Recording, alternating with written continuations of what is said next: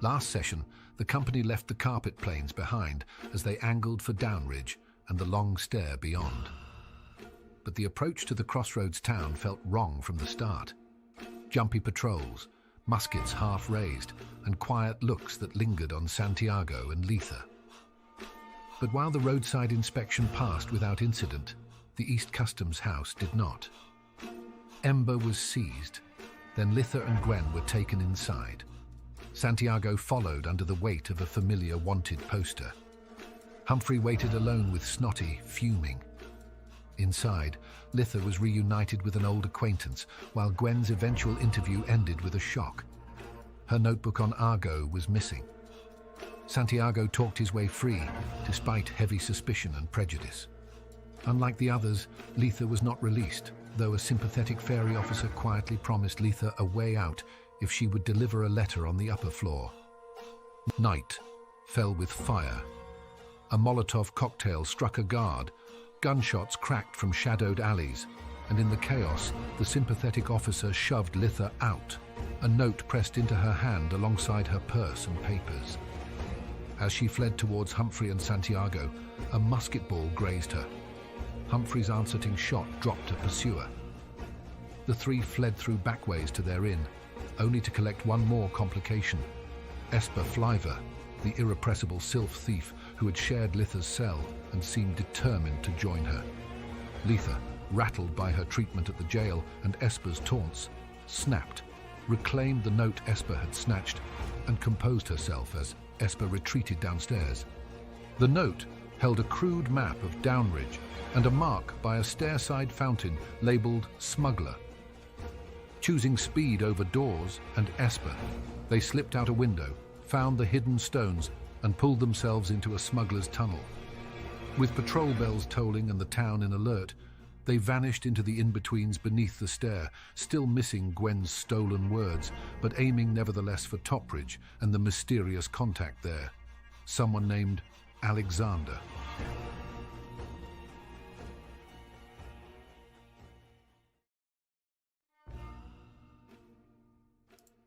Okay, hello and welcome back. It feels like it's been a while. It has been a while since our last session, which was all the way back in September. Here we are, November now, and yeah, down to paragraph 4 of chapter 3 of our household campaign. As you just heard in the recap, we are picking up where we left off last time, in the in-betweens behind, I guess behind Downridge. And before we get started with the campaign, there's something we need to talk about, which we kind of glossed over. None of us can quite remember whether we had actually made a decision on this or even discussed it in the last session, and that's Snotty. Because from my perspective, as the GM, I kind of need to know, or as the narrator, I should say, I kind of need to know if you're bringing Snotty with you into not just the in-betweens, but on this planned ascent up the mountain range, so to speak, the Great Stairs. Remember that going by foot, it's about a week's journey to getting to the top, so it's not something you're going to be able to finish in just a day. There's a lot of climbing involved. And while a mouse is not a horse, you know, they can definitely climb to an extent. Maybe not as good as you with your, you know, opposable thumbs and ability to sort of climb ropes and things like that if we end up having rope, etc. Yeah, it's kind of, I think we can discuss this now and make a decision on whether you decided to bring Snotty with you. And if you decide not to bring Snotty with you, I can guarantee plot protection for Snotty, that when you decide to come back this way, Snotty will somebody will have looked after Snotty and taken care of her. So yeah, over to the three of you. What do you think? Snotty will be part of a gang of bounty hunters after us, right? We leave her behind. Or taken care about by that charming friend of Letha's. Oh yeah. Surely not. Mouse, my best friend, Letha, do you think the mouse likes me? Yeah. Well, I mean, we can decide on that. I'll make a decision on that later on who exactly was looking after Snotty when we get to that point. Don't worry about that too much. I think the main thing from my perspective, or from your perspective, should be, would you want to bring Snotty with you? Do you think Snotty's going to be important for the trip and also when you're up at the top? Or do you think it makes more sense to leave her down here? I think Snotty is part of the party, and I think as a mouse, she would not be so much of a hindrance on the ascent, but rather like pack animal that gets, well, not completely fine on your own, but would make better than a horse, I suppose. Yeah, I think,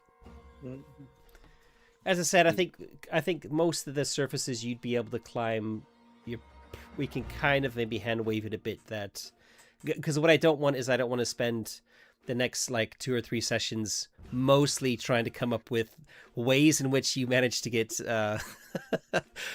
Snotty up however many dozens of cliff faces. I think we can just assume that if you're able to climb up something, you know, that Snotty will be able to do it as well. Yeah.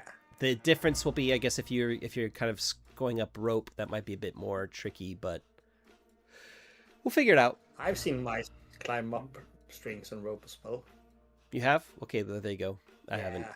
Absolutely. Well, there you go. And then Snotty, anything you can do, Snotty can do. It's Ooh, littling, we have it's littling better. rope, so maybe we have to combine our utensils to make it climbable for Snotty, but I think that will be Actually, a way. you also have Gwen with you. And Gwen climbing up a rope, I would imagine, might be more difficult than Snotty climbing up a rope. Yeah. yeah, okay. Yeah. Actually, no. Everything Yeah, that Gwen can So- do, also Snotty can. do, Yes, except of I think reading. I could see if Yeah. you do have, if you end up finding or making rope or something, that you're going to be, someone's going to be sitting there for like, as you're traveling or at the camp, like making knots in it at regular intervals to make it easier to climb, which of course would make it easier for Snotty to climb it too. Okay. Yeah. All right. So we're agreed. We're decided. Snotty's coming with us. Okay. And I think we have to hunt anyway on the ascent. So Snotty as a mice is probably also eating like small insects, little critters. So I actually, someone on Discord today shared their like hunting table of small game that hunters can find, and I really liked it. It kind of expanded on it a little bit. So I have a D10 table with each entry having 2 different things of like little insects that you can find in the house. So just to give it a bit of flavor, because this is basically turning into a wilderness session now. We're not in a city. Yeah. We're traveling rough. And one thing that I have prepared for, I guess, the people watching, is I wanted to do like a point crawl. I won't go into the details of what that is exactly, but sometimes on maps you have, rather than mapping out like hexes or actual distances, you just have a list of points. And I thought, oh, that's kind of a cool idea here, but then I realized it's just basically almost like a corridor. You're only going one direction. So the point crawl became just a series of different, features on the steps that you could potentially come across. So it's a little bit too linear, I think, for traditional point crawl. So my point crawl turned into basically just a list of different steps. So I have done some prep for this. I have had to think about like the different types of steps that you could come across, like different features and stuff. So we'll see how that goes. I'm planning on this like taking potentially 2 full sessions to get to the top. It's meant to take a full week in real time. Are you guys okay with it taking 2 sessions? There'll be plenty of interesting stuff to interact with and stuff, I think. yeah. Or I can try and skip some of the encounters or some of the scenes I've got planned, and kind of make it so that we get to the top at the end of the session. No. No. Okay. I think that we not in this group, but in many role-playing groups tend to escape travel a little bit too easily. So I agree. You don't feel tired when you arrive. Yeah, and this should feel, in my opinion, this is, I know it's just like, we're going to spend 2 sessions walking up some stairs, right?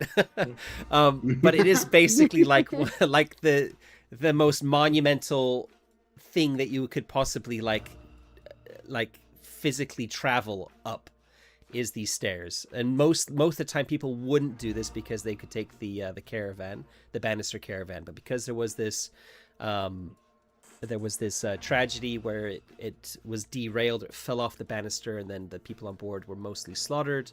I'm mentioning this because it might come into play here later. That banister caravan has no longer been running for like about a year now. And you just heard word actually when you were in Downridge that a new caravan was starting up, and it's like Pioneer Run will probably be going by over the banister while you're on the stairs, so you might even see it going past. It was like VIP only. There's no way to get tickets on that caravan. Santiago unfortunately isn't famous enough yet to secure a seat. Maybe next year. Yeah, absolutely. And maybe on the way down. Maybe on the way down. Yeah. So that's where we're starting, and what I wanted to start with was to kind of paint the scene. It was nighttime in Downridge when you went into. You found this like crack behind some boulders in Downridge, and you basically have all just kind of gone in, and I'm assuming closed it up behind you. The big question is, once you've entered the in-between, what are you doing for light? I'm kind of assuming that that Litha is going to be, your torchbearer. But that doesn't have to be the case. If you want to try and find some torches, you can do that too. But that's how we've done it previously. We've had similar situations. So I would actually do it the same way again. Okay. And are you going to be also kind of at the front, or are you going to be not at the front, like lifting your hands up? Or how do you want to, like, I kind of want to get a picture of the kind of the order that people are organizing themselves in, because there's going to be places where you're going to have to go single file. I think in those moments I would probably go second, like Humphrey in the front with the keyscat at that moment, so he can fire while I have one hand up for everyone, and we established that I can dim the brightness of it and stuff like that, so I can adjust to not be in the way. Yeah. So we have someone who's able to defend us if something would occur, because I'm weaponless currently. And well, Humphrey gave you his keyscat, but no, that's true. But in those moments, free. Yeah, so Humphrey has his keyscat back for the moment. Then Gwen would be behind you, I guess. Sorry. And Santiago bringing up the rear. Yeah, I think because the rear also a sensitive area for safety. So. We think something's going to be creeping up on you? Exactly, yeah, probably. That would be what Santiago would do. So, okay, he will look out for that. Yeah, and it's also an area that both Humphrey and Letha are much more experienced. And even though Santiago believes he can do everything, he's also a tiny bit of a realist. So. Okay. So what I would like then is for the two of you at the front to both of you give me an exploration test. This is just for this initial bit while you're getting your bearings. You're trying to find, you're obviously entering like a smuggler's entrance into the in-between. And you will at first be noticing some sort of like some marks on being made on like little pieces of like wooden supports and things, to try and show you the way. I would use my Pathfinder trait for that. Absolutely. To gain +1 when looking for trails and trying. In fact, why don't we do it as a shared? Let's do it as a shared thing. So rather than both of you rolling, why doesn't Humphrey give you one additional help die? Yeah. I think that makes more sense than rolling twice. Yeah. Okie doke. That is that. Wow. Okay. That is 4 ones, so that is an extreme, I think. Wow. Okay. Yeah, that's really good. Give me 1 second. I just want to check if I can get Vivaldi up and running, my browser here. Okay. Okay, yeah, with with an extreme success, you have no problem kind of spotting the markings, and you've never been here before. You have no map. You're just trying to figure out, like, okay, we need to go up. At the moment, you're kind of going not up. You're kind of winding your way around in between various different pillars, like kind of like wooden pillars holding up the stairs and things like that. Your light does not illuminate a lot in front of you, and in fact you are at times walking along planks where there's a big drop below you where you can't see how far down it goes. If I just show the map, let me share this map with you guys in Discord as well so you can see it, and quickly show it here too. So as the people watching can see, and as you will very shortly also be able to see, there we go. Downridge is actually built on the bottom steps. So you're kind of entering it, as I see it, on that kind of... I imagine Downridge is also on the floor below, so it's not in the image. So I kind of see it's like it's on the bottom, it's in the entry hall, and then it's also on the bottom 2 steps. And I kind of saw it as you entering near the top of Downridge. So we can kind of say in that long scene that we kind of skipped over where you're kind of weaving through alleys and stuff, at some point you also managed to make your way up to the top level of Downridge to make it to this back area. So you're already kind of in that top area of Downridge. And so, as you can imagine, you're already, if you're going through into the stairs, there is a drop below you because you're already kind of in the stairs themselves. With the extreme success, you do notice a couple of things as you're traveling. The first is you see a couple of times something just on the edge of your light, something kind of bulky shifting around, and it kind of never quite stays close. It doesn't look like it's trying to stay close, but it's kind of maybe following you. And with an extreme success, you're almost certain it's some sort of spider of some description, and a fairly big one. So that's the first thing.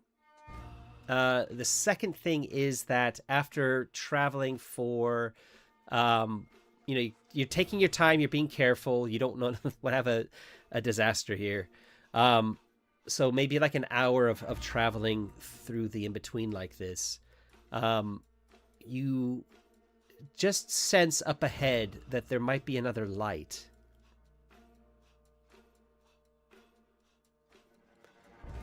In fact, you're pretty sure there's another light up ahead. I would actually dim mine down, just to have a little soft glow and to try and make out more of that light source. Yeah. We're not going to roll again because with the extreme success, this can be used for the entire time you're in the in-betweens here. Yeah, you kind of sit and wait, and as everyone kind of is quieting down and on full alert because there's another light down here, you can see the light kind of flickering some ways ahead, kind of bouncing off of walls every now and again. You don't get a clear view of anything, and every now and again you hear just a faint like the faint reverberations, or whatever that word is, like the echoes bouncing around of voices. Can't quite catch the words. It sounds like maybe male voices, kind of deeper timbre.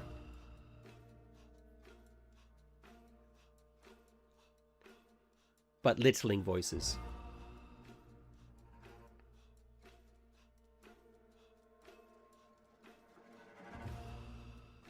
I point that out to the others and be like, hey, what do we do? Are we traveling faster than them, or are they from the distancing? Can I gauge it? Okay. You've just seen the light. It's kind of flickering. They're moving, but you can't tell if they're moving, in which direction they're moving at the moment.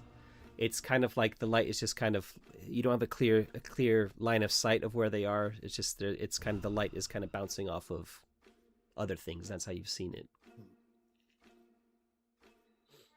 Perhaps someone of you should sneak up closer and listen to them and see if they are friendly. Gwen pipes up, "You're not going to leave us here in the pitch black, though." Certainly Look over not. to Letha, like, maybe we should just keep him, let him be. No need to draw any unwanted of attention to us. Also, like, Agreed. in this pitch black, I like to stay clear of any spider webs, just to be sure. Absolutely. We also have a really big spider trailing us. Yeah, no worries about that. Gwen says, Yeah. "A spider?" Mm-hmm. Well, they hopefully know about the contract, right? Yeah. We surely do. Well, hopefully the contract. Hopefully he knows about the contract, because that would not. I don't like thinking about a spider being like right now above me.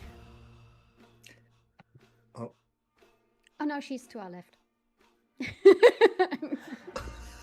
You can see Gwen's deliberately like trying not to look to her left. Okay.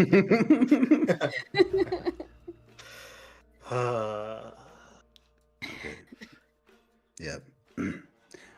Please remember, stay clear of any spider webs, or else we're in big trouble. Okay. as long as they maybe- don't put them where we need to be. Even then, and I look over to Santiago like a very serious glance. Even then, we have to find a way around. Absolutely. Yeah, just to I, remind okay, everyone. I guess I can't see Humphrey. Just the bright light or Yeah. even the dim light of the hands is the only thing I can see in front of me, and Yeah. perhaps a little bit behind me. So I hear the voice and Yeah. Yeah. Okay, the light up ahead appears to be dimming ever so slightly. So you get the impression, again, I'm going to just feed you information because you've rolled 4 successes. The light is dimming, so you have you get the impression that they're moving away from you. Mm-hmm. Okay. At least they're not coming in our direction, so. That's You also Far so notice good. that there's like a fork in the path as you start moving forward again. There's a way that you can start taking this sort of like you wouldn't really notice it unless you'd kind of seen the markings, that there are handholds that have been kind of strategically placed that you can start making your way upwards towards the step above you, or you could keep going straight along, which is where the torches are. But we need to get upwards, right? You do. So I actually would prefer the climbing part. Okay. Yep. At this stage, once you see the kind of the sort of like hidden handholds, they're only really hidden at sort of up to head height. And once you've kind of clambered up a little bit higher than that, they become a lot bigger, and it's a lot easier to kind of climb on. It's like they're trying to hide it from casual view when people are just walking. So as you kind of make your way up there, you help Gwen up, and Snotty as well. The kind of way up becomes a lot easier, and it's almost like you're on a steep mountain path, if you will. With these like little wooden platforms that have been kind of like attached to the sides of various bits of the in-between. As you kind of clamber your way, this kind of winding way upwards until you get closer and closer to the stair, which you can now see your light is bouncing off the bottom of it. and you're kind of near the edge of it. So on that map, you're kind of on the kind of have made your way to the left-hand side of the stair where the wall is, and you are in fact approaching the wall, and you can see that there is a crack in the wall. There's a very faint amount of light coming through, like evening light. So the moon is out, I guess, somewhere, coming through a window. We'll just skip past that. There's like this bluish dusk light or evening light kind of coming through, and because it's pitch black where you are, and you've got your lights dimmed down to just as bright as you need them, it's kind of noticeable. And without any further incident, you make your way, squeeze your way out of the in-between, and you emerge onto the first step above Downridge. All right. So this first step, as you kind of move out, there's not a lot to kind of that kind of like makes it stand out. There's nothing unusual about it necessarily. It's the wood of the stairs. There's no carpeting on these stairs, and it's kind of, there's a lot of dust, but you can see that there's been a lot of like foot trails going through it at various times. So it's probably traveled, a fair amount over the course of the past maybe like month or so. So as dust has started to settle, it also gets regularly kicked up. The one thing that you do notice is that there is just a little ways ahead of you on the right-hand side, there appears to be like a platform built onto the edge of the stair so that it's like looking out over Downridge. Only a small platform, but a platform nevertheless. And the step just stretches out ahead of you in the evening light, so you can't quite see to the end of it, as it kind of, it's kind of really, really long, and you're right at the left-hand side near the wall. So, do you want to, what's the plan? Do you want to make camp here? Do you want to keep moving? Do you want to have a little look around? I would We've take a been look going at... quite a long time, right? We haven't slept You've yet. been it was evening when you set out. It's now probably like middle of the night, like maybe after midnight even, and you have been traveling kind of slowly but carefully. It's you're quite stressed by that whole trip of going through the dark. It's not a fun thing to be doing. It's quite dangerous. So you're probably all maybe just coming down from that sort of spiked adrenaline surge that's been kind of running steadily for 2 hours. So I would probably say if you don't stop now, I'm going to give you a tired condition. Because I think we should make camp. Yeah, I'd like to take a look out at Downridge. Like there was like a arson at the watch station, right? So, and we heard the tolling of bells and patrols that were running through the streets. I want to see if there's still a ruckus or if the town has settled down again. Do you just want to go to the edge of the step where you are? Or do you want to go to the platform? Yeah, I want to the. How far away is the platform? Like, it's. I mean, in human terms, it's probably like 300 to 400 meters away. Okay, so it's 300 to 400 tiny meters for the things. So you can just kind of see it just at the kind of the edge of your vision, or like how far you can see, kind of as like a little blip on the edge of the step. Yeah, I'm trying to use stair for the whole thing and a step for the flat bit that you're on. Try and be consistent with that. Yeah. I think Humphrey would go to the edge of the step right now. Just take for a quick assessment of the situation down there. Yeah. There certainly are no bells ringing. You can looking over. You can see below you the rooftops of that top level of Downridge.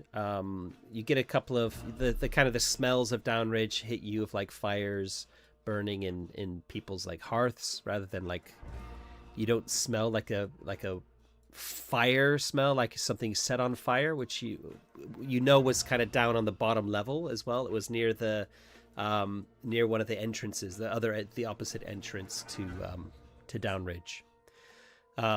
And in fact, you can't see, you kind of look where you think it was, and you can't really see anything. So if whatever, that fire must have been put out, because from your vantage point now, you can actually see almost all of Downridge spread out below you, with like the little lights where they're on still, kind of detailing where the houses are.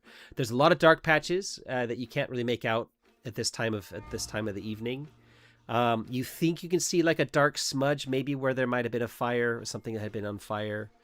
But it's a bit too dark to make out a lot of detail. And because it is so late at night, a lot of people are asleep as well. Okay. Saying that, you do occasionally see movement in the streets and stuff in the distance. So, you know, there's the usual like thieves and patrols and stuff around that you would expect to find in a big But not town. like a coordinated, Not not that you the can- shoutings no. of patrols, like a coordinated search or something like that. Okay.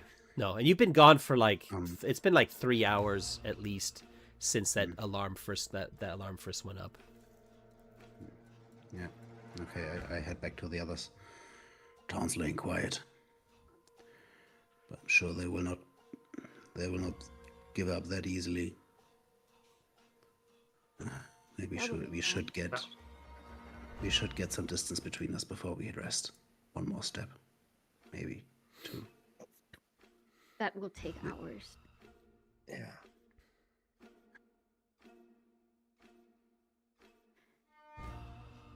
Yeah. I think, guys, we are tired. If we find a hiding hole somewhere, that would be great. Also, I'm really not okay. Yeah. Wait, what happened down there? Yeah. I can't imagine. No, you can't. I guess not. You guys know, I have always been official. Like, I have never been a criminal or anything like that. Like, I walked into towns, I got my papers, I showed them, and they just decided they won't believe me. I told them the truth, I told them who I am. I told them what my business was, and they just didn't care. And they locked me up in a damn cell and told me, we will keep you until we get the answers we want from you. Which is a whole lot of implications there. Like, I don't know what's next. They talked to me and they didn't like what I said. And how would they proceed to bring me to answer the way they wanted it to be? What are they doing there? And, you know, being busted out of prison, I'm probably a little bit of a wanted person now. And even worse than what Santiago has, because they know exactly who they're searching for.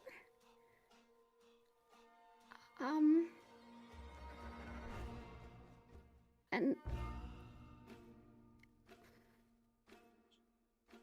you know, I keep telling myself it's not all of them.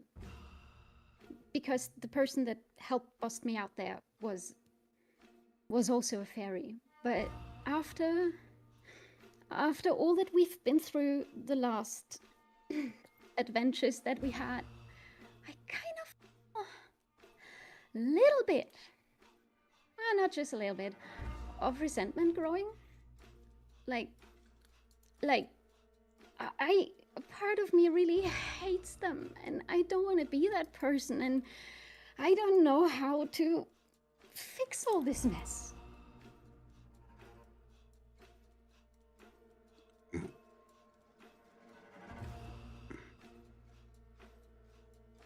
Well, sometimes it takes time to fix something, Letha. Maybe we should. Contemplated murder, but I think time is a better solution. Yeah, I mean, not to talk about murder, like, yeah. I've been treated like that most of my life. It's How do you deal with this? It's awful. I contemplate murder sometimes, and I just know that in the end they're gonna be the one suffering instead. Hey, it's us. We're gonna come out on top. I know this. You do We believe found that? a grave. We did cool stuff. They're gonna regret the day they did this to us.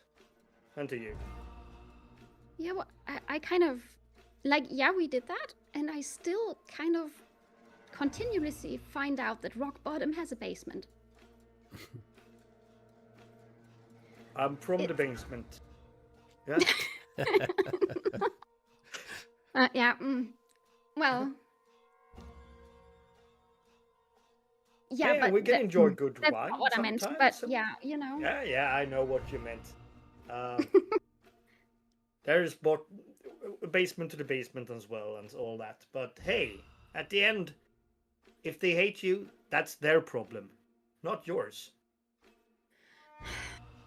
Yeah, but you know, I'm kind of, I don't know how fast word travels here and what they will do. Like, they know me, they know where I live, they know where my family's at, like everything. And it's a mess. And also this stupid lady Esper, I swear, if I find her knocked out somewhere, I will shave her in her sleep.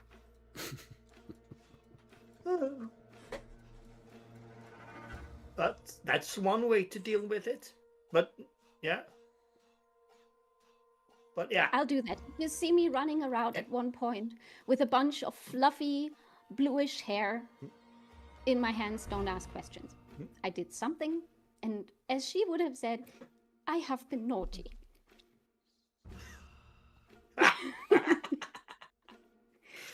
Yeah, we're gonna get your rumors cleaned up, and we're gonna fight the great big mouse, and well, Blush is gonna remember all this stuff and find a lot of new information and stuff to put into books and make a copy, perhaps. You look over at her. She's snoring slightly, leaning heavily on Snotty. I'll tell her again a couple of times. Yep. Gwen is not here for the drama. Not right now. No. But hey, this is only my way to view the situation you've been in, because I've been there a couple of times. Yeah, but I perhaps think more than you're the that. best person to actually address this, so Yeah, thank you. no worries. They're gonna look up at you on that big, pedestal and say, "Oh, I could have helped her to get there, but you didn't." Yeah. And Or that's the time to I'll- contemplate murder. Yeah, or just, put some more numbers on my already quite high body count. Yeah. Gonna Also, ask. Yeah. can somebody help and patch me up, because I really need a rest. I mean, I got shot. Santiago takes a big step backwards. Nope. Yeah, Humphrey stumbles forward like, sure. Yeah, let's see. Do we have a medipack or something in medicine kit? Yeah. Yes, think so, I brought it. Yeah. I brought Humphrey already ripped like something from the top of his from the bottom of his shirt. Like, oh wait a second. I think then we produced the medikit. Like, I'll stand guard and I'll Yeah. walk away. Can't see blood, huh? Nope, not the problem with blood. I'm just incompetent with patching people up. That is alright, okay. I tried. Okay. Humphrey will try to yeah, help you. Tend your wounds. That's care, right? Yeah, I think you've got, if you're gonna just spend some time here and there's no real time issue, you've got some medikit with you. It's just that she's got, how much stress have you got? 3. 3. I mean, I guess the question before you roll is, what's the plan? Are you gonna be setting up camp here? Are you gonna keep moving on? I would advocate for setting up camp, so that's one voice in the pot. Humphrey would be advocating for moving on, but he will, will not cause any further conflict. So, And Lita is Santiago like- is saying camp as well, while Okay. putting a blanket over Gwen. yeah. So be Okay. it. Someone should keep watch. Yeah, Humphrey also has a tent, like you know that. Humphrey bought a tent and a cooking kit, so yeah, we can have as nice as possible. But yeah, I try to tend to Letha's wounds so she doesn't bleed out anymore, and can probably move on her own, climbing the stairs without greater difficulty or greater hindrance. So I think one of the things just to look at, I've just looked up stress and removing stress, and if you have a moment's respite, which is after a scene is ended, and after you faced a long series of dangers, the moment's respite lets you get rid of all of your accumulated stress. So we'll just narratively build that in with the medikit, because you did get shot. You know, it was a graze, but still it kind of needs patching up a little bit. So we'll just kind of tie all that in, and as you've kind of stood around having that conversation, the adrenaline is flowing out of you, the tiredness is creeping in, and the stress is now gone. So yeah, regardless of what you decide to do, if you make camp, that's fine. If you move on, that's fine. Still, the stress is gone. As I said, if you did move on, you would be taking the tired condition, but it sounds like you're gonna make camp, so that's fine. Just it takes a bit of time. You'll all three probably work together. I imagine you'll let Gwen stay snuggled against snuggled up against Snotty, because she's not a huge amount of help in practical wilderness survival, as you've all learned. And in short order, you have the camp set up against, I'm assuming, kind of up against the stair face of the next step, because it's kind of there is a little bit of wind. You're kind of low down the stairs, so the wind's not too high, but you have even less of it the closer you are to the stair face. Is it possible to look like for place where we have a little bit of cover, like that we're not that easily spotted? There's not really on this step is pretty clear. There's not really anywhere you can find cover. So your tent's going to be spotted by pretty much as soon as it's light out. Your tent's going to be easy to spot. You can walk all the way down to the other end, which is near where the banister is, and see if you can see something there. It'll take you a little while to walk down there if you want to. No, I would just say to Dr. Letha and say, didn't you have like a cloak, a camouflage cloak? Maybe we could take it to cover the tent, so we have, we're not spotted at first sight. Not the very first, at least. Also, let's set up, limit the time that we rest, so we can get up before it gets light again. I think Humphrey, who had the least to do or the least stress during the last day, would try to run the whole camp setup as good as he can, setting up the tent with Santiago, which would be quite chaotic, but probably doable. Well, and then he's not very good at it, but he will help. Yeah, yeah, and then he tried to cook, which is well, he's also not very good at it, but he tries to help. So yeah, like trying, yeah, maybe like some little covered small fire-ish thing. There's gonna be no problem starting a fire. You've got lots of wood around. Yeah.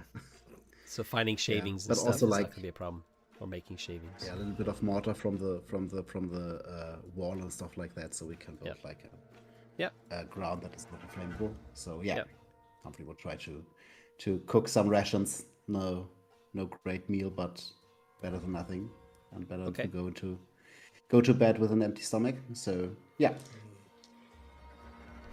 that would also be like care, right, or craft.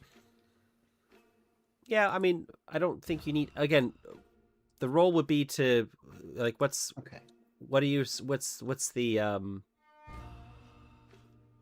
Yeah, what's the outcome you would want to get from that? Well, yeah, Humphrey would like to lighten the spirits of everyone, but that's a little bit too much to achieve. So he will also settle with everyone get something warm into the stomach that they will not instantly warm it out again. So yeah, you're using rations as well rather than freshly caught stuff. So I think yeah. Okay, all right. So you managed to. That's fine. There's no issues with you kind of making a small fire and heating up some rations. So all of you can have something to eat. Doesn't take too long. You get the camp set up pretty quickly and set up your watches. And at this stage, I'm happy to just kind of hand wave the rest of it. Nothing happens through the night. And you decide to all wake up a little bit before dawn. As the light is just slowly starting to brighten. The town below hasn't yet started to wake up. You can hear there's a bit of movement in the town, but it's not really like properly waking up yet. Yeah. So I want to add like Humphrey would have taken the first watch and would have waked up Santiago for the last watch, like 3 hours like before we set up. So he would have taken most of the night, and I would gladly take the condition tired. Oh right, so you would have like let Letha sleep through. Yeah, Letha and Gwen. Okay. Yeah. Okay. Yep. Then take the tired condition. Yep. Yeah. And I would use the vantage point, like a few meters ahead, tiny meters ahead, as my point to keep watch of the surroundings. The previous vantage point you'd had before, or did you want to move down a little bit further and pitch the camp near the like lookout platform? Yeah, I think next to the lookout somewhere. So the platform, at least, or something in between. Yeah. So Humphrey would use the platform like as a point to keep watch of the surroundings. Okay. Because you kind of you picked that spot to be hanging around for 3 hours, I won't ask for a roll for it. You will have noticed at some point that while you're kind of like, kind of wandering around and kind of standing on the platform and looking around, that the platform has like a little, it's a bit like deeper than it needs to be. Almost like there's a sort of compartment below it. It's kind of awkward to get at it from, like, you've kind of laid on the platform and looked down, and you think you can see that there's like a little latch or something, maybe in the center of it. But it's kind of hard to see in the light, and you don't want to. The only thing you had with you that you could easily use was your keysket, and you don't want to accidentally like be fishing around with it upside down and drop it into Downridge. Yeah. So No. I think you kind of wait until everyone's awake to investigate a bit more. Perhaps was my suggestion. Yes, absolutely. I also have a grappling hook I could maybe put to use, but Humphrey would. Sure, if you want to use the grappling hook, you could use that. Sorry, I forgot you had that. Yeah. Did you want to use the grappling hook then?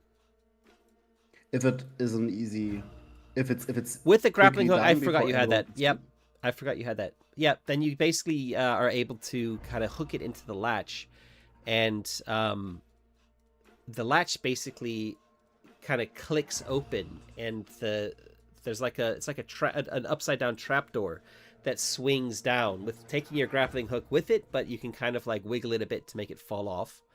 And you notice after that happens that a rope snakes down from that's basically attached to the bottom of this platform, and kind of like snakes down into the town below. Okay. Like quite a long one, like quite a long rope. Yeah, I would curse under my breath and try to tie up the rope again, and somehow close the latch again. Okay. You notice that the rope, as you kind of like, it takes you a little while to like get your grappling hook to kind of like hook it and pull it across. When you do, you notice that the rope is quite fine. It's a slightly thinner and more supple material than the rope the kind of basic rope that you have. Silk by any chance? Yeah, kind of maybe something. I mean, it's dark, but it's probably nicer rope than any rope you've ever handled before. Because you're more of a practical guy, you wouldn't waste money on fancy rope. Yeah.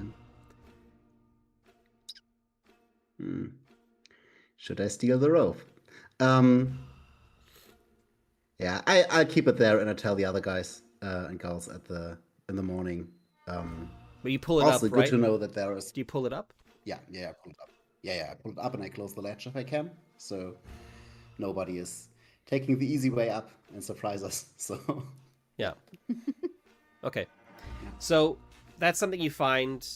You all wake up the next morning and break your fast with some more rations, and you tell them about the rope. Yeah. Couldn't be practical to have a bit more rope. Yeah, sure. Could be a quicker travel route of the Imperial Army. They have their own scouts, I think. But well, we're also already in the bad books. On the other hand, they don't know if we head up the stairs yet. But, well, they suspect it, surely. But I'm not sure. I mean, they are fairies. They would fly probably and not use a rope. Yeah. It probably at this stage Humphrey would also feels be pretty easy dumb for them to right now. put a ladder up against this very first wall Yeah. if they wanted to. Sure. Who? So if it's It's an something for the official. officials.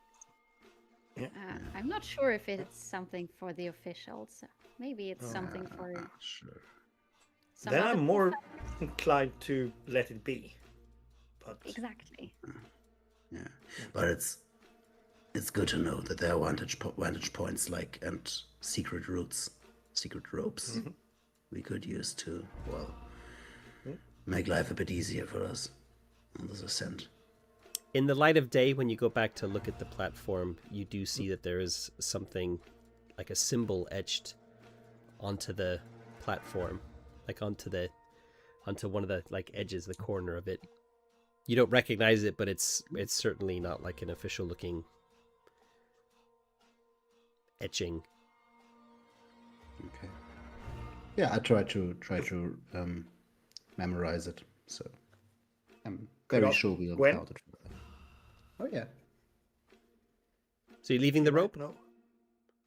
Gwen looks at it. She's like, she says, "It looks like the other symbols we saw. It's kind of similar to the other symbols we saw in the in-between.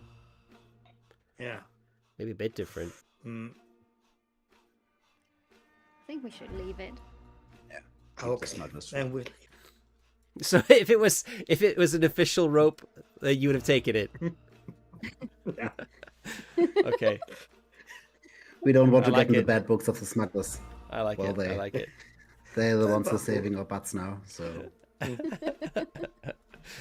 Okay, so yeah, how do you want to make your way up this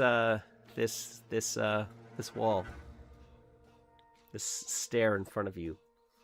You don't see any obvious like climbing, aids or whatever you would call them, like you would see at like a climbing hall or something like that. Okay. Yeah. Well, on the other side of the step, there is like the slide where the railing is put up on, right? So this is very steep, but well, not outright vertical. So we could, I think, always fall back on that for a very hard ascent, but it's always a way, I think. Okay. Yeah, you head over to that side to have a look. There's another platform on the end of the step that looks out over the entry hall, like towards what's that door? The door? The door to the hearth. There's like there was a town, a very small town in the doorway. Oh yeah, it's called. Don't worry about it. Yeah. Where we put the egg thieves, where we escort the egg thieves to. Doorkeep, yeah. Doorkeep, thank you. Yeah. So you can kind of see Doorkeep in the distance. It's kind of if you're walking towards the edge of the stair, it's kind of like you're looking towards across the entry hall towards Doorkeep. And yeah, there's another platform here. Okay. Are we as a group there, or did one of us scout ahead? I think probably you're all going together. I imagine you're sticking together a little bit. Yeah. So, yep. Sounds like the best. How hard would it be to climb up the step? Any cracks and stuff like that? There are some cracks. It would be quite difficult. You probably would need you'd need probably quite an extreme extreme, I guess, success to do it. Meaning like 3 successes. So it would be possible. It would just be you'd have to be like a really expert climber to be able to do it. In fact, you're looking at it, trying to gauge it here by this platform. Why don't you give me an investigation roll? Oh, Santiago? Yeah. Oh. That's not my forte, but I'm gonna try.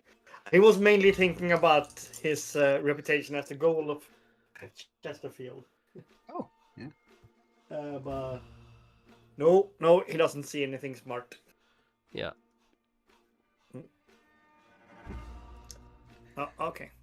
So let's try the rope. And Humphrey would have taken out his grappling hook and like taking up swing.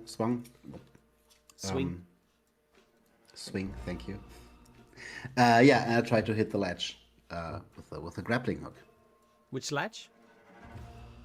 Also, isn't there a latch at the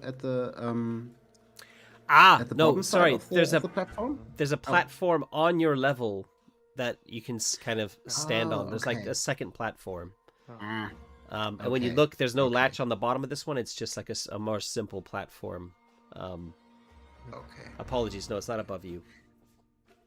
Okay. And since we crossed the whole step, did we see any platforms on the next step? No, you didn't. Right. No. Okay. Okay, we're standing on this platform, and the other one was marked with a sign. I'm kind of trying to look out for other of these markings, like they seem to follow a secret path, which might help us out here. Give me an investigation roll. Where is my investigation? There it is. Oh wow, none of you are very good with investigation.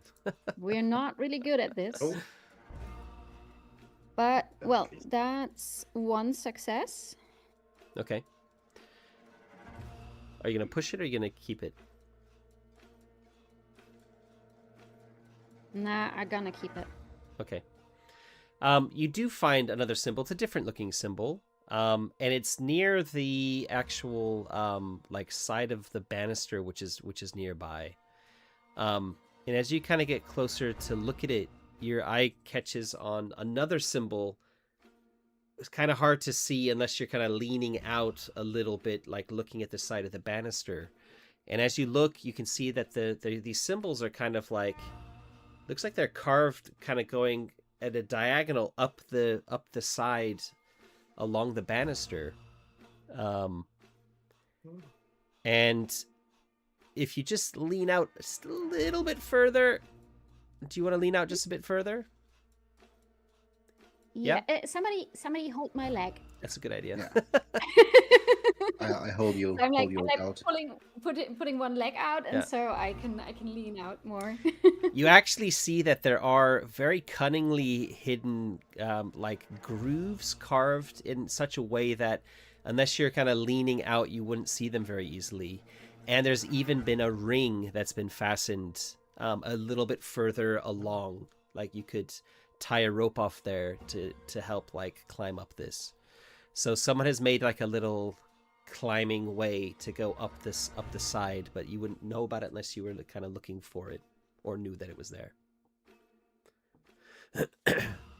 Found a way.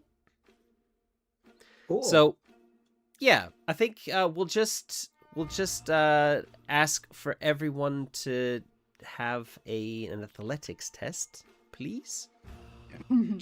I if would someone use the goes grappling. first and add the rope, is that easier for the rest of them? whoever's going first will have a straight up test, and if they're affixing the rope to help the others, and everybody else can get a +1 for having the rope to help. Okay, Who's the then most athletic for Could all of I? us? Hey guys, Yeah. let me do this, and I will use bravado. oh yeah, Yeah. I don't need to roll. oh yeah. I just put the grappling hook into your hand, and I'm absolutely If I- glad that I don't have to do If I it. read that correctly, I can pull up of dangerous stunts and avoid the consequences of a fall. Or Indeed, like that. and you get one free one every session anyway. So these moves you can use a move for free once per session, and then after that, if you want to use it again, you have to spend an ace. So yeah, for sure. So you know, with full bravado, describe it? you kind of clamber up. You kind of hook the ropes around, and you secure a way, up the side of this like banister arm, which also kind of at some point also manages to go onto the side of the actual stair as well. So everybody else give me an athletics test, please. Alrighty. with +1 dice, right? +1 die, yeah. And I'll roll for Gwen too. Okay, not too bad. Not too bad. All right, that's good. Nice. Well, for me that's good. Okay. I have 2 successes. Yeah, same. Also Yeah, 2 so basics. with the rope and the kind of it's almost like you're going up like a rope ladder to an extent. It's been made in such a way that the rope is at just the right height to be kind of holding on, and your feet are kind of like at listening height away from where it needs to be. So with just a single basic success, you're not going to take any stress to go up it. And in fact, Gwen got a basic success as well. So, it takes you a bit of time to do it. So probably about like a half an hour, I guess, for all of you to get safely up. Also for Santiago to be kind of like securing it. All the rest of it, at least a half an hour. So by the time you get to the top of the next stair, it's now fully morning time. And you can tell a few things when you get to the next stair. The sounds and the smells from Downridge are now kind of starting to fade away a bit.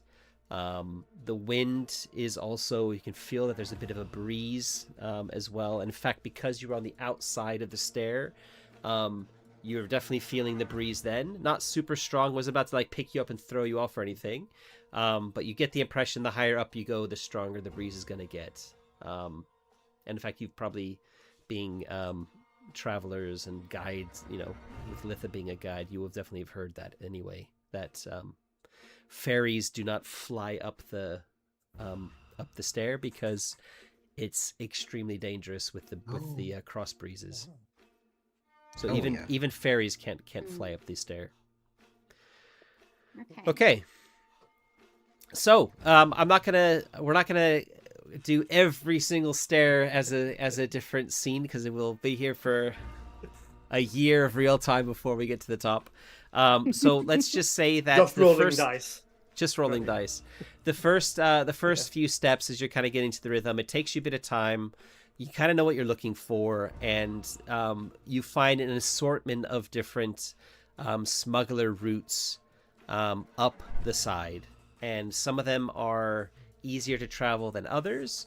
But without asking for another roll, I think just want to say by the time it gets to sort of lunchtime, when you decide to take a break for lunch and to eat something, you've maybe gone up another 2 steps, and it just takes time to look around on the step when you get to the top, try and find something. And again, these first few steps at the bottom are pretty bare. There's not a lot to see on them. But when you actually pull yourself up to the next one, the step is different than the others. And it's quite clear that this was the site of what looks like a battle at some point in the past.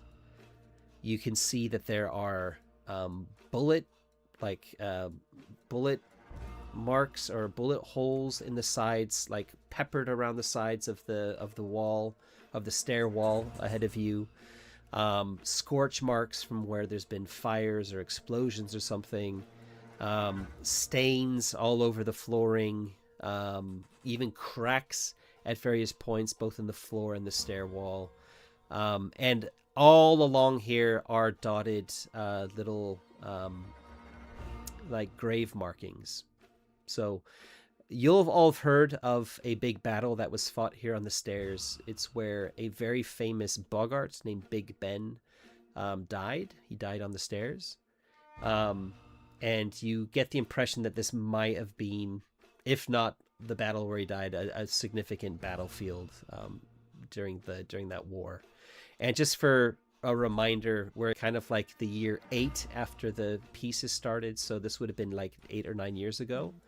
So not a super long time ago, but also long enough that scavengers have picked anything of any value clean. You're also not that far, like half a day's travel up from Downridge, so any smugglers or scavengers would have been through here many, many times. It's also a bit of a grisly place to be, resting and having something to eat, but it's where you find yourselves. So, yeah. What do you want to do? The Downridge, you can't hear Downridge at all now. You can't, you were getting some of the smells before. That's all gone now. If you stand right on the edge and look down, you can still make out some of Downridge, but it's quite far away in the distance now. You can't make out individual details of like people moving around or anything like that this high up. So, what do you want to do? You're kind of standing on the edge of the stair. We'll say that you kind of climbed up more to kind of towards the middle is where you found the next way up here. So you're kind of in the center of the center of the step on the edge, looking at this like graveyard basically, or like a grave. It's not a graveyard. There aren't people buried here. It's more like people have set up like memorial markers, I guess, remembrance markers, something like that. Yeah. And it's things like scraps of uniform, different colors of uniform that are kind of like pegged in place by very rusty like nail tips and that sort of thing. So nothing fancy, things like that. So, or like, pieces of like wooden, wooden stakes kind of like knocked into the floor with something attached to it. Some of them are empty. Maybe there was something like expensive that was put there as a memorial and a scavenger made off with it. So there are quite a few that are like there's just like a stick. There's no scrap of uniform on it. There's nothing on it. But who knows? There may have been something of value that had been left there at some point in time. If you get closer to them, you can see that some of the sticks have names carved on them, some of them don't. It's kind of a bit of a mix. You get the impression that it was, people did this as a kind of individual thing rather than it being some sort of like, state-sponsored memorial ground. What do you say? Gwen is actually very interested. This is kind of living history for her. And you can see her while you're kind of looking, taking stock. She's kind of wandering deep into the graveyard, or the memorial ground, I should say. My grands told me about this place. This is I think they call it the place of the great betrayal.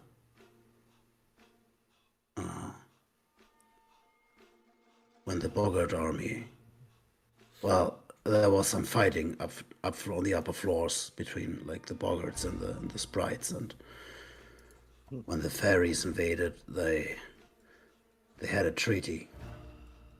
The Big Ben. It was Big Ben, right? Yeah. Mm-hmm. Yeah. Big Ben Hartsworth made a deal, make a peace with Paris south of the Wise, so the Bogarts could face the fairy army. They had it downstairs, and when they approached the enemy, the forces, in their back there came the sprites. They got slaughtered. And yeah, those who survived were exiled, were driven out into the outhold, the garden. Well. Yep. So. Just as you finish kind of relating that, and in fact, I think both of you would have heard this story told in various different ways. It's a very, very famous event that happened in the house, and again, we're talking like a decade ago, not like a long time ago. You would have been young adults at the time. You hear Gwen's excited voice calling from wherever she's standing. She's standing almost like in the middle of the step. And she's kind of like looking over at you excitedly waving and shouting, I'll like being over. loud. Yeah. Yeah, you go over to her and I go quickly over. And you see she's standing over definitely the biggest memorial you've seen around here. It's just you couldn't see it from when you first were coming up because it's been knocked over. And it's clearly, I mean, definitely Humphrey will recognize it. It's a carving, a bust carving of Big Ben. Maybe a little bit simple, made out of wood rather than some sort of like expensive material, which is why it probably has been stolen. But a memorial put here for Big Ben, and it's been not only knocked over, it's been also defaced. Someone has like scratched at his face. You can see like someone has shaved like the end of his nose off. And there's been some paint that's been some like white and red paint that's been sort of splashed over parts of it. And Gwen's looking at it with this like look of awe on her face. And she says, it's him. It's him. I've seen his portrait in many books. This must be the place where he died. She looks up at Humphrey. Her eyes are glowing with excitement. Yeah. Humphrey has troubles hiding his emotions, like something torn between like sadness and anger. And he just pulls his head down his face and says, yeah, that's the battlefield. He died. Yeah, Lisa is kind of feeling a bit awkward. She's just standing to the side, being like, watching her toes.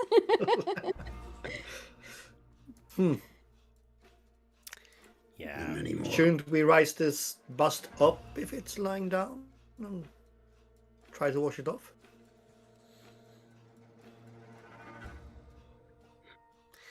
Gwen like shakes her head like Only she's two. in a trance almost. Well, it does look like it's been damaged. Someone must have not seen it and bumped into it. Someone with paint. She looks a bit confused. Yeah. Humphrey shrugs and it's like raising it up again, but only be an invitation for the next boss that's to toss it over again and again. You can't actually set it up. Well, that's not why we do it. The way it was What? standing up has actually been snapped off. So you'd have to to kind of do a bit of a repair job. You could just would take you some time. But yeah, sorry. So, yeah. No, Santiago is not going to say that then. You can't repair stuff. But trying to repair it would be an act of your will, not their will. But hey, who am I to argue with? Do less work. Sorry, but think about that. Yeah, my will is right now to get us up to Topbridge safely. Not the time for big gestures. But I will kick Paracelsus' ass if I ever see him. Windy little bastard. And I just turn my back to you and put my head deeper into my face so you don't have to share my emotions with you. Yeah. Ether is just little steps to the side, moving further away, and is like. And Santiago is still looking just like he wants a monument like this after him sometime. That's why he's interested. Gwen, can you carve something like this? Yeah. How do I get a good carver? Yeah. All right. Oh well. Is it lunch break time, or should we take a step more? Because like. I want to just quickly say the thing with Big Ben was actually a lot longer than 10 years ago. That happened a much further back in the past. But yeah. There was the whole diaspora and the outhold between, Yeah. So maybe even before you were born, slightly. Yeah, definitely. Humphrey is the first of his family to be born in the house again. Okay. So yeah, this was definitely way before. Yeah. Yeah, but Right. this is a big thing in Boggart history, I think. Like the whole, they see themselves as the servants of the master of the house. Like the house was given to them to keep watch over it until the master returns, and then they were driven out. So yeah, this is heavy stuff and like generational grudges given down. Yeah. Right. So you're gonna set up camp here, I guess, and have a quick rest. Yeah. Go on. Just a quick scene. While we're doing that, Santiago looks over to Humphrey and says, "Hey, you look kind of tired." No, I'm fine. I'm fine. I look fine? over my shoulder between the high collar and my head, just only the Then eyes. I'll pull out my lancetta. Then we do some practices. Yeah, Humphrey. You see that Humphrey glanced over the several epitaphs, sort of. Yeah. Maybe he was looking for a name, but he shrugs and says, "Yeah, sure," and puts his head down and do some sparring with you, probably. Yeah. Like. Yeah, it's something that will happen a couple of times. We don't need to do it all the time, but it's always when you're looking like distraught or tired or not prepared. That's when he jumps you with. Do your practices. And So and also Humphrey's like definitely not. It is not right present right now. Not very concentrated. He slips and which makes him even more angry. He curses and gets even more like. Yeah, you get if you're enraged, thought like that, you have more open spots and which causes you to fall more often. And you could easily use this to provoke Humphrey and like turn him, how do you say it? Juggernaut. To make him even more. Yeah, not exactly Juggernaut, but like put him into frustrated rage, something like that. And that's not the main goal. The main goal Yeah. is to get you to practice when you're not really there mentally, so you can break through the thing you're working with, and also getting better at what you're doing, even if you're tired. So Yeah. I think I think this would work over time, but at this special moment, Humphrey is mainly distracted and more easily angered and rash. cool. Yeah. Okay. Should we? We're kind of halfway through the kind of stream time. Should we take a quick 10-minute break while our characters are having a break as well? Yeah. Yeah. Perfect. Okay. So we'll take a 10-minute break and come back then in 10 minutes. All right. See you then. Alrighty. See you later. Be back in a minute.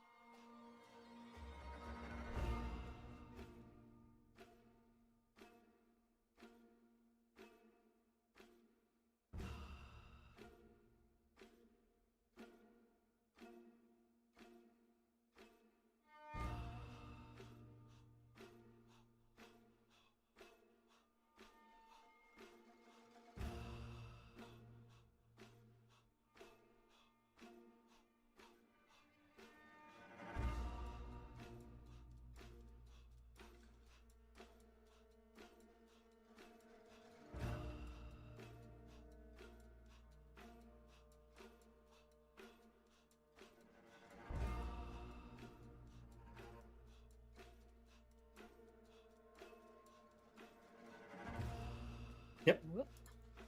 Yeah. All right. So, cheers. Oh, it looks like I won something as well. I'll have to look that up later.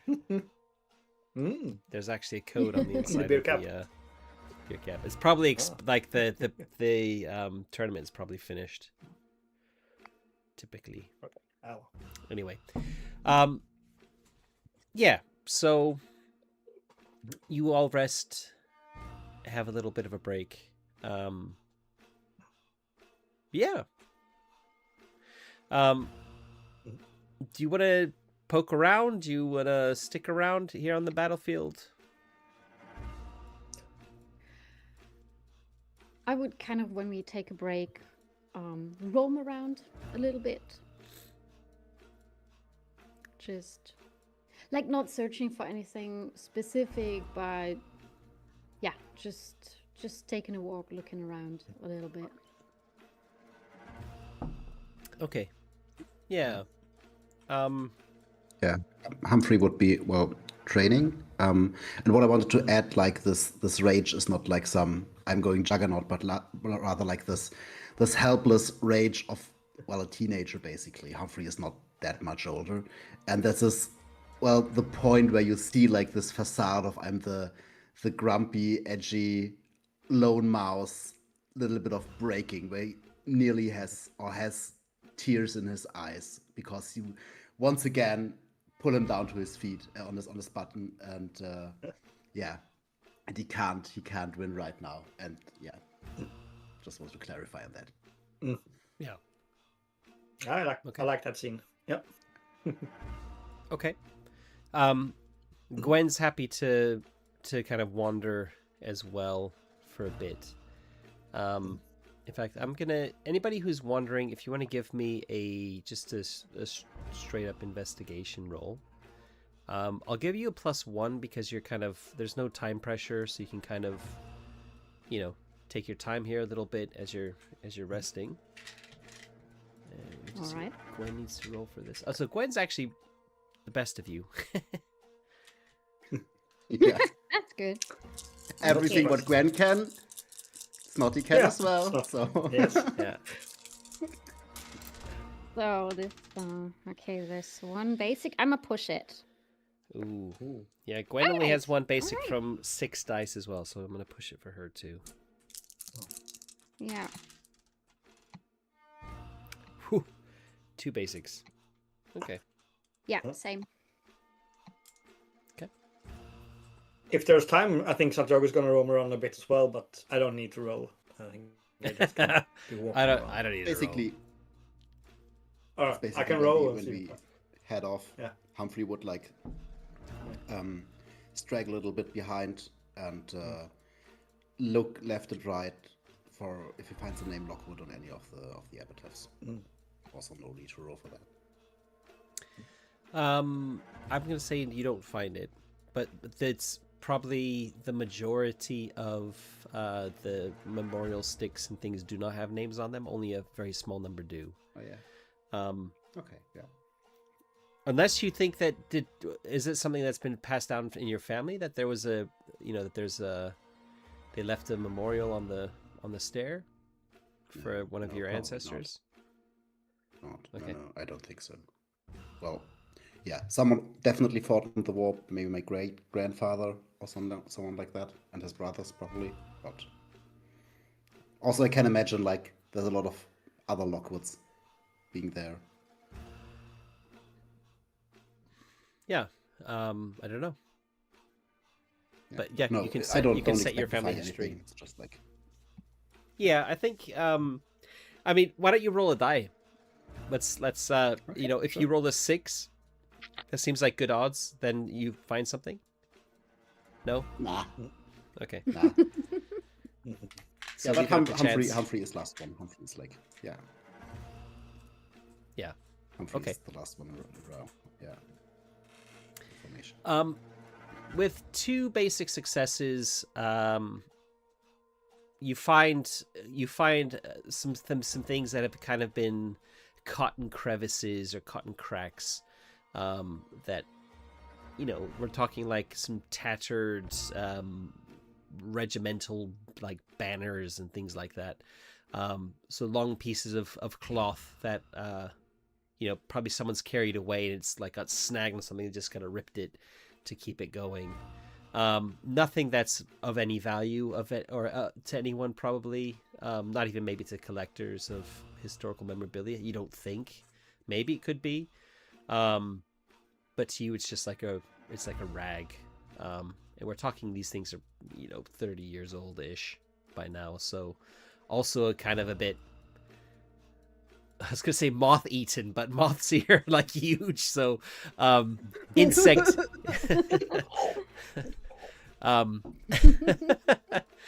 Yeah, we're talking about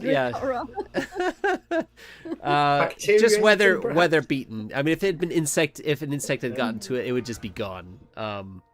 So it's kind of just been, you know, kind of weather stained, very faded colors, things like that.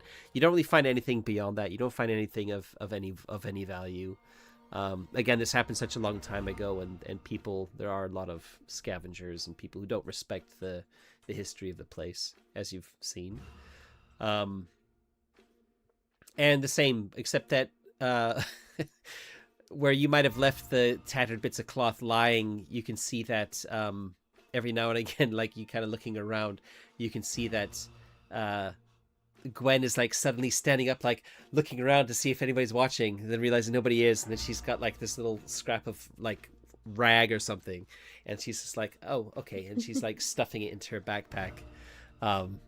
You know. And yeah, and that kind of, we could say you could spend like maybe an hour or so kind of just wandering and resting and kind of feeling the history of the place a little bit. What did you want to spend longer? I don't know. Seeing her getting excited about little pieces of rag, like I collect the things that I find, and afterwards I kind of just bring it to her and be like, hey, look, I found these things. I saw you kind of being all cheery about little stuffs like that. Do you want to have them? Oh. This is, do you know what this is?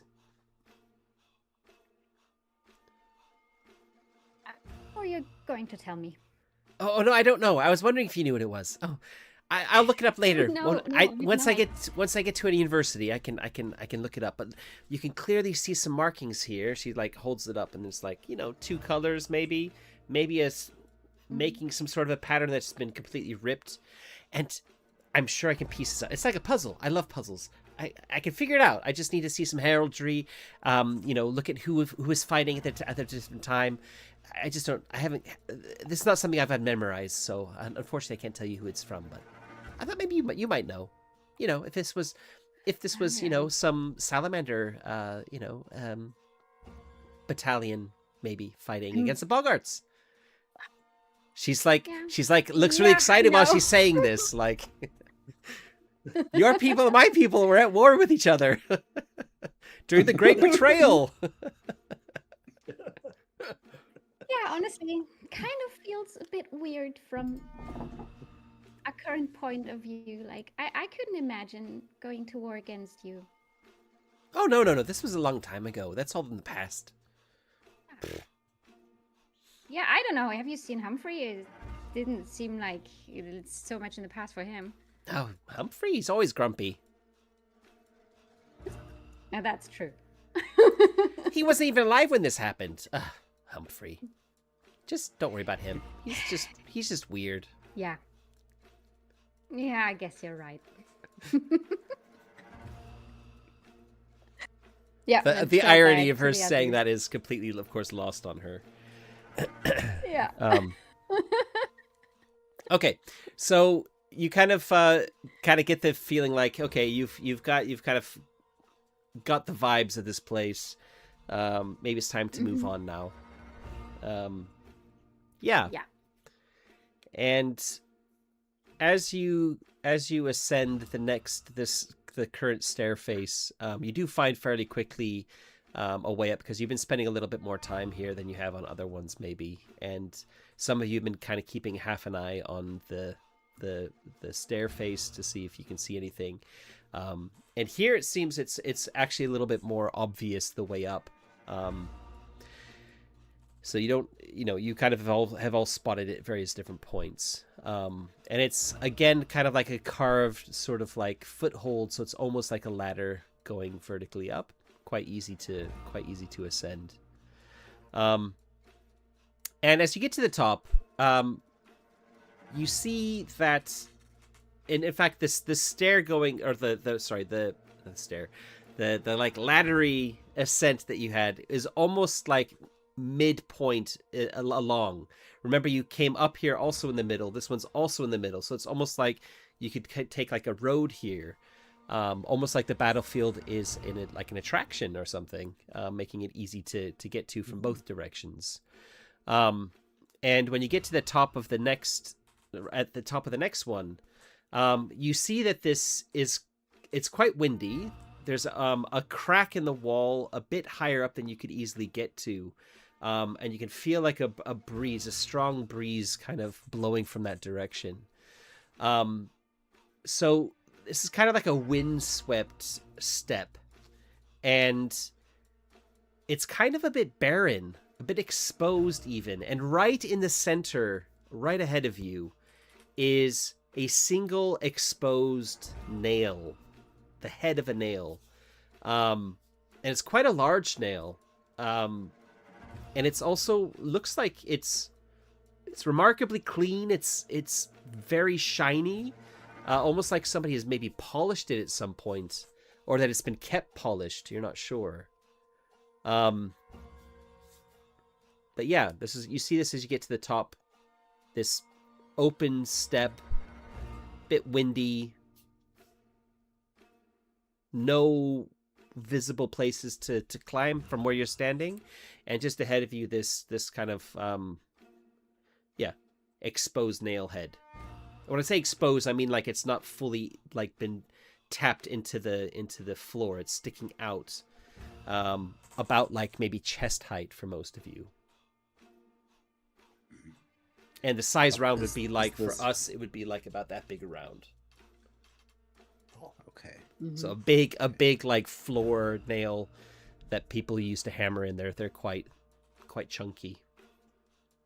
Yeah, but this is not some sort of like a war memorial or something like that. This is the nail that Big Ben Hardsworth. Not that you know of. You've not heard any stories about a nail. I mean, there could be something like a memorial or something carved into it. You don't know from here. Okay. Yeah. Let's go up to it. Miss Summers, do you know anything about this nail? Is this also part of history?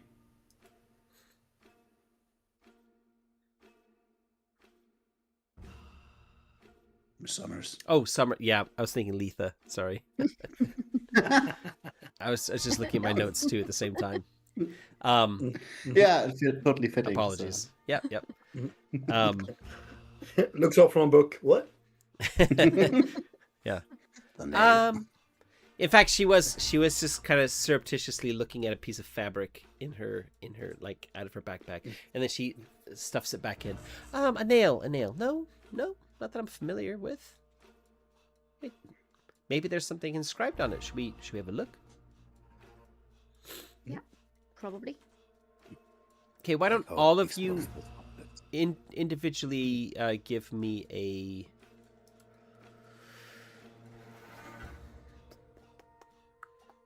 Humphrey would stay behind, or like would keep watch, with the pistol ready. I think Letha would still have the key scat. So yeah, Humphrey would stand watch, pistol ready, for any attack as that may sneak up on us. Who had the key scat? So Letha has a key scat now. Letha has Humphrey's heavy key scat. Yeah. Okay. Why don't then everybody give me an investigation test, and Humphrey can have a +1 because you're kind of narrated that you're being a little bit more. Also investigating, because Humphrey would not investigate the nail. Like, he would just keep watch. Yeah, Yeah. that's fine. Okay, give me a second. That is a basic. Yes, for me as well. A basic. Oh, I get one more. Ah, no. Total failure. Wow. I pushed Gwen's roll and I got an extreme success from a basic to an extreme. So four ones. Nobody else got more than nobody got a critical or higher, right? No. Okay. No. Unfortunately, Gwen is also not very wilderness smart.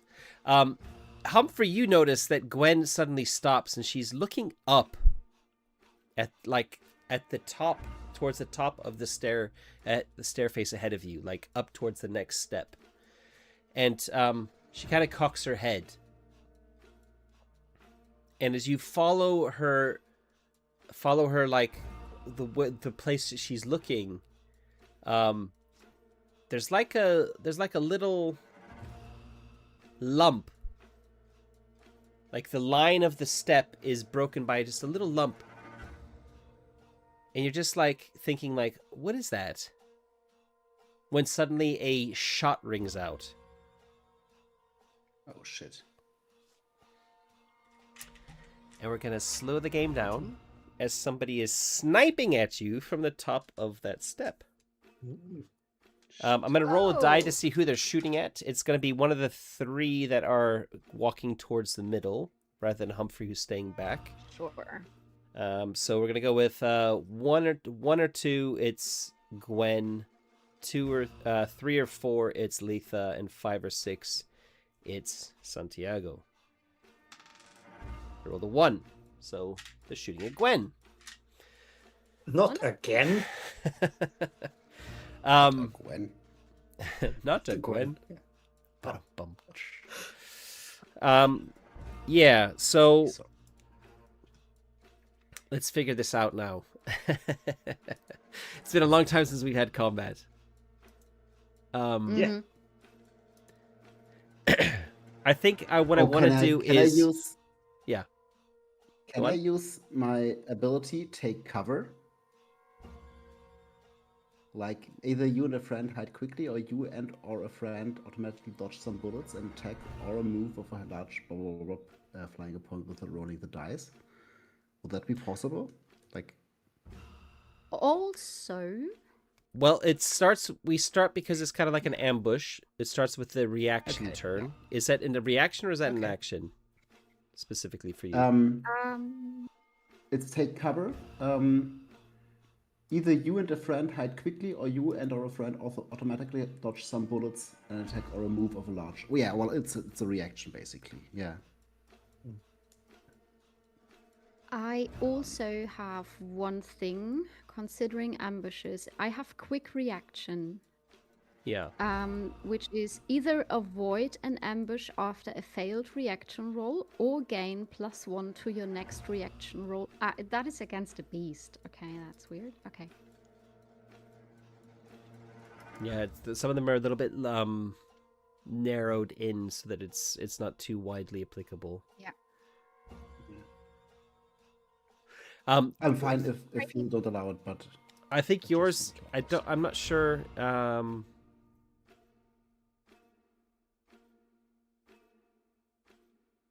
When trying to help or save, which one are you looking at? The selfless. No, not. Oh, take selfless, cover. like, Sorry. Yeah, take cover. Yeah, that's it. Yeah, all right. We can say that she wasn't very far ahead of you. And because you kind of noticed it just before, then you can spend that freebie on that move. Yeah. To run and push her to the side. Oh. Yeah. Wait. I can also use the spades. Yeah. Okay. Yeah. Miss Summers! And I just tackle her. All right. So that's the reaction turn done. We're gonna say that a couple of other shots ring out as well. You're not quite sure how many, but it's at least 2 shots in total. All right. Okay. Unfortunately, you have one key sketch between the 4 of you, and there's at least 2 up on the thing, and you're really exposed right here. So we're gonna just jump to the action phase. So this is basically the way combat works. Is it's you guys all take an action, and then there's a reaction from them that you have to react to, and then vice versa until we're done. So what are you thinking about for your actions? I'd like to just shout, Letha, the bulge on the top! And I point to it, so I would like to give Letha an action, a bonus die or something like that. Okay. Yep. What's Santiago gonna do? Yeah, he's a little bit on this. It's too far to shoot with a pistol, right? Yeah, kind of. I mean, you might get lucky, but it's also really windy. Yeah. And the velocity of the pistols is going to be less than from a key sket, just because it's being shot out of a barrel. You get the impression that you'd have to get super, super lucky to be able to hit someone. They're also like, and it's really far up, right? They're just peeking out over the top. Yeah, it's quite high up. Yeah, it takes you like a half an hour to kind of climb up one of these faces. Yeah. Good. Then I think he was gonna run back and try to help Gwen instead, so that the sharpshooters can deal with this problem. Okay. So sorry, Carmen. I would actually love to spend some time to look for a weak spot. Like I would use my move Sharp Eye, either to find important clues or learn opponent's weak spot. Like I'm looking for something. They're like just peeking out on the stair, and maybe I can find some weak wood and stuff that can make it collapse a little bit, so they lose their vantage point. Yeah. That's perfect. I need to just look up quickly look up the weak spots. Because there's a big table there, wasn't there?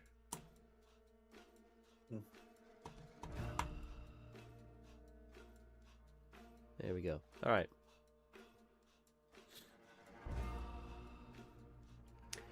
So you don't need to roll the dice to find the weak spot with that move by spending the move.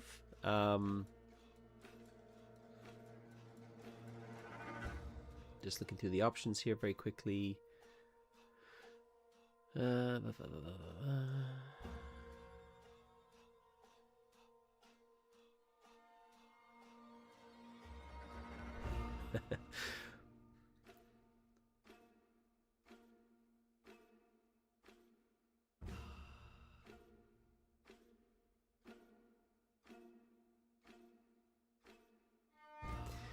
Yeah, I think we'll go with the opponent's position is exposed to an extent. You feel like they're kind of leaning out far enough so that they kind of like have their entire, both arms kind of, they're kind of leaning out from sort of here up. So rather than just being like a head kind of peeking cautiously over, they're really kind of like supporting themselves on the edge of the step to like have you think maybe like they think they have a better chance of aiming well rather than just kind of peeking over. So yeah, you can attack with a shoot +1 is what it says for the weak spot. Yes, I'm gonna do that. because I love it. You like sniping. You get a +1 from Yes. Humphrey as well. From the Keysket. And when I have a ranged weapon, I also get a +1, right? So you get it looking at a +3. Yep. +1 to shoot. Yeah. Wow. Plus okay, +1 to let's shoot can- from the let's do Keysket. math. +1 from Humphrey helping you Yeah. like spot them, and +1 from the weak Yeah. spot. Which gives me 8 die, if I'm correct. Yes, 8 dice. Sounds about right. Okay. Gonna kick your asses, hopefully. Mhm. Oh, good God. I have 5 4s. Ooh. Before we roll. You do get the free reroll as well, right? Oh yeah, sharpshooter.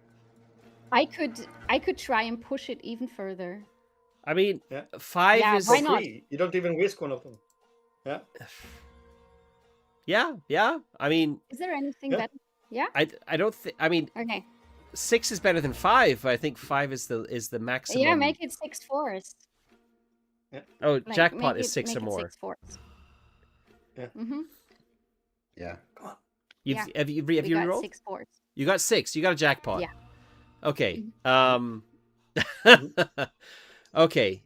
You can basically, if you score a jackpot, you have the right to take control of the game and freely describe an action or scene that ends up with you and your friends achieving what you wanted.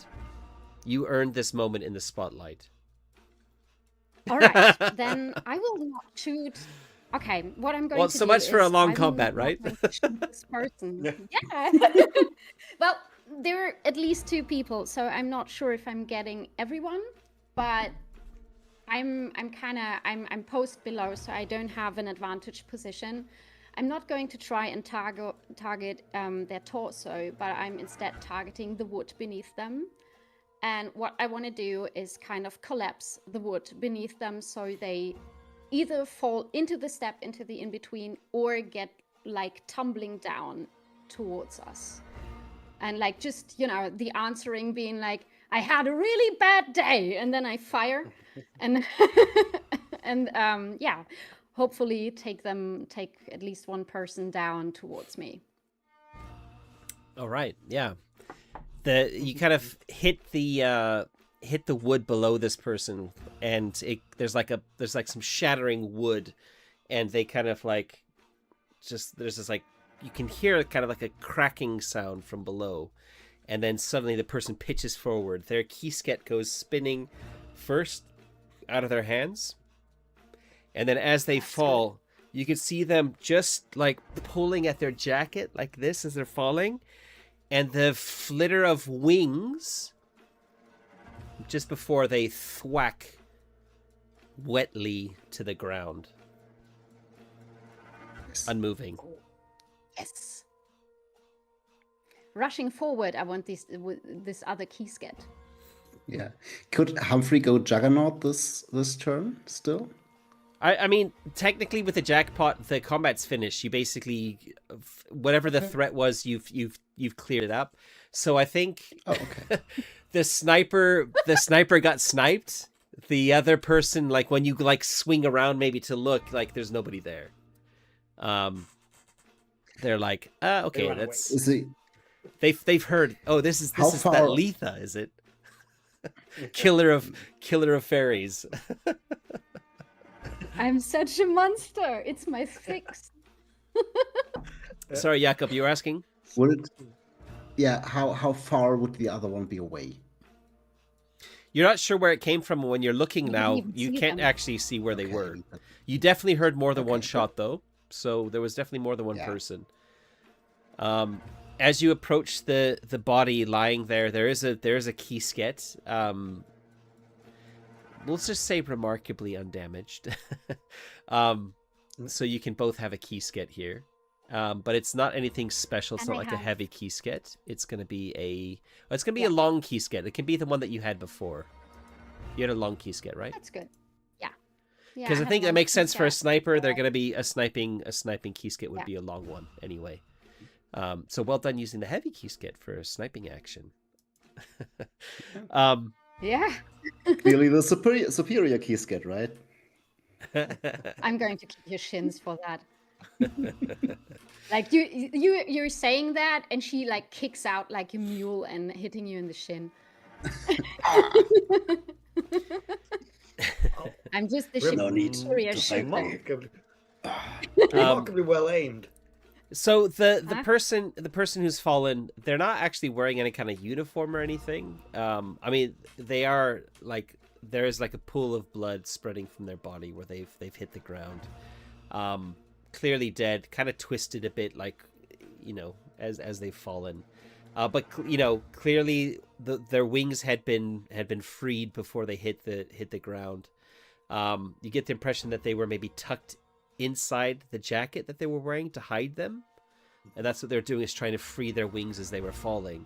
In fact, they're dressed like you guess like some sort of criminal a little bit. Like they're wearing maybe what a scavenger would wear, or a smuggler or something. Kind of indescript clothes, kind of grayish. You imagine if they were kind of hiding or like lying down against on the ground, that you might think it's just like a dusty mound. So kind of good camouflage, not good camouflage, but you know, half decent camouflage for where you are if it's dusty. This bit is terrible because the wind is blowing any dust away. And yeah, they had a hat which is maybe just now kind of fluttering down. It's a flat cap, and kind of, you know, lands near the body. No, the flat cap is, you see it kind of being carried away by the wind, actually. Sorry, because it's quite windy. But you can tell it's a flat cap of some description. Also nothing special, like a very kind of you know, working class, like what you expect somebody like a working class like working flat like cap to be wearing. So you get the impression that maybe, you know, this was either you know, like a working class fairy or some criminal of some description, but the fact that they're hiding their wings is also a little bit strange. Yeah, so that's what you see. Do they look malnourished, or Nope. Are they looking like they were fit, except being broken at the moment? Looks quite fit. I want to go full Santiago and roam through their pockets. Yep. All right. Yeah, looting the watch corpse. or You know, anymore. this is space going D&D on me now. Yeah, you find a handful of coins. So we'll say 3 coins in their pocket, but nothing else. Okay, no Which letters. is a little bit surprising. Not They actually, anything sorry, not nothing else. They have a pin tip, which is like a dagger, illegal in quite a few places. It's like a stiletto, kind of, it's for stabbing, stabbing in the back. And some ammo for the rifle. Sorry, key skit. Yeah, I take the ammo. But otherwise, and some coin. Otherwise, you don't see anything else. No note. No. Okay. It's not like Skyrim where they've got the nice note saying, you know, All are hunt writing down diaries. Hunt All down the bandits are hero, writing diaries now. signed the next person to go after on this quest.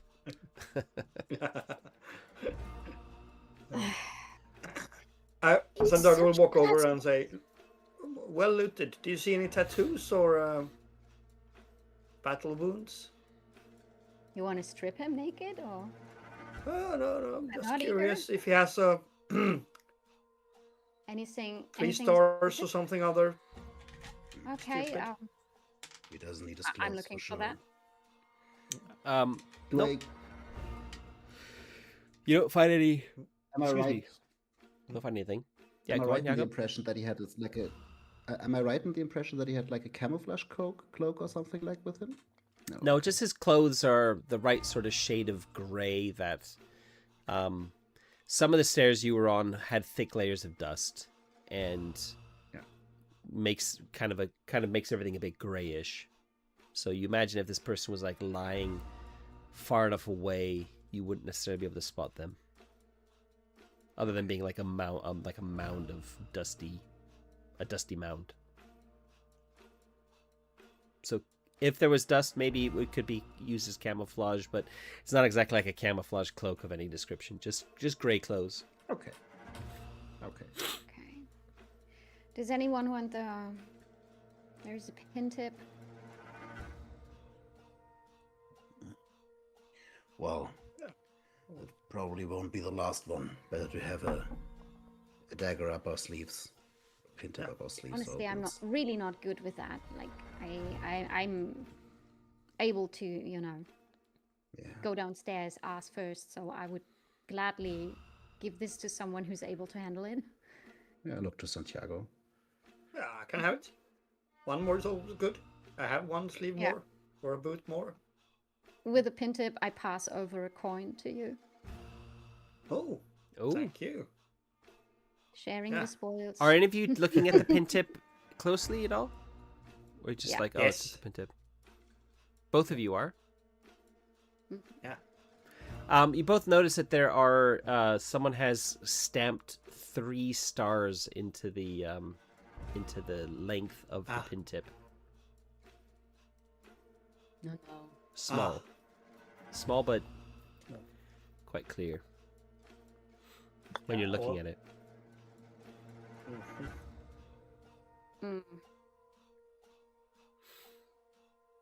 Well, I guess so. They might be our old enemies, right? The TriStar.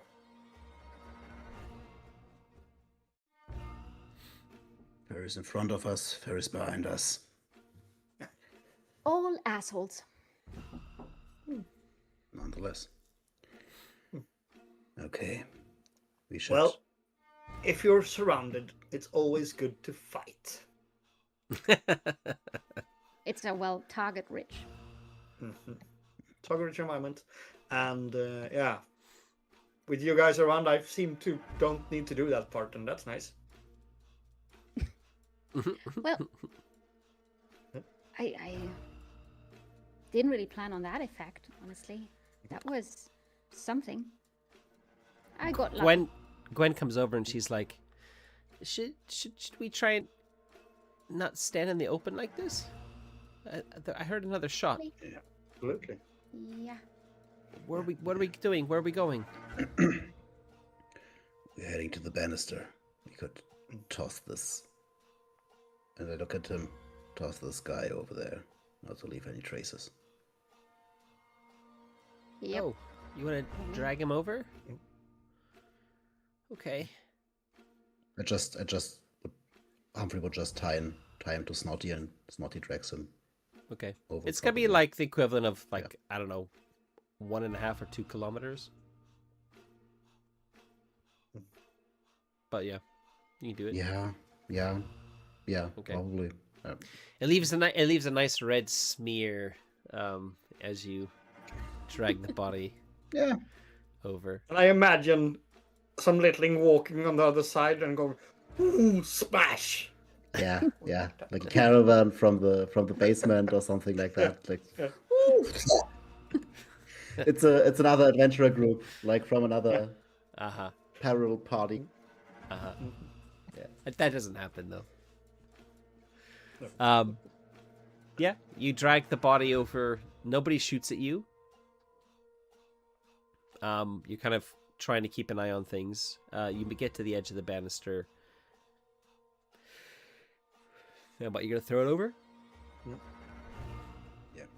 Humphrey would very unceremoniously just throw him over. Yep. Okay.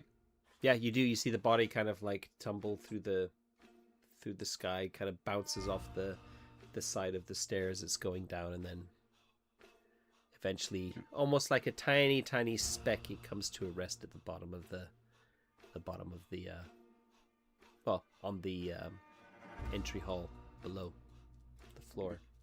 Where are your wings now, asshole?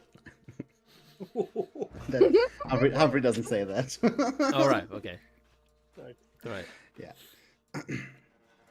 You kind of get the impression that, you know, if someone else was watching what you were doing, it might get them either a bit pissed off or a bit afraid.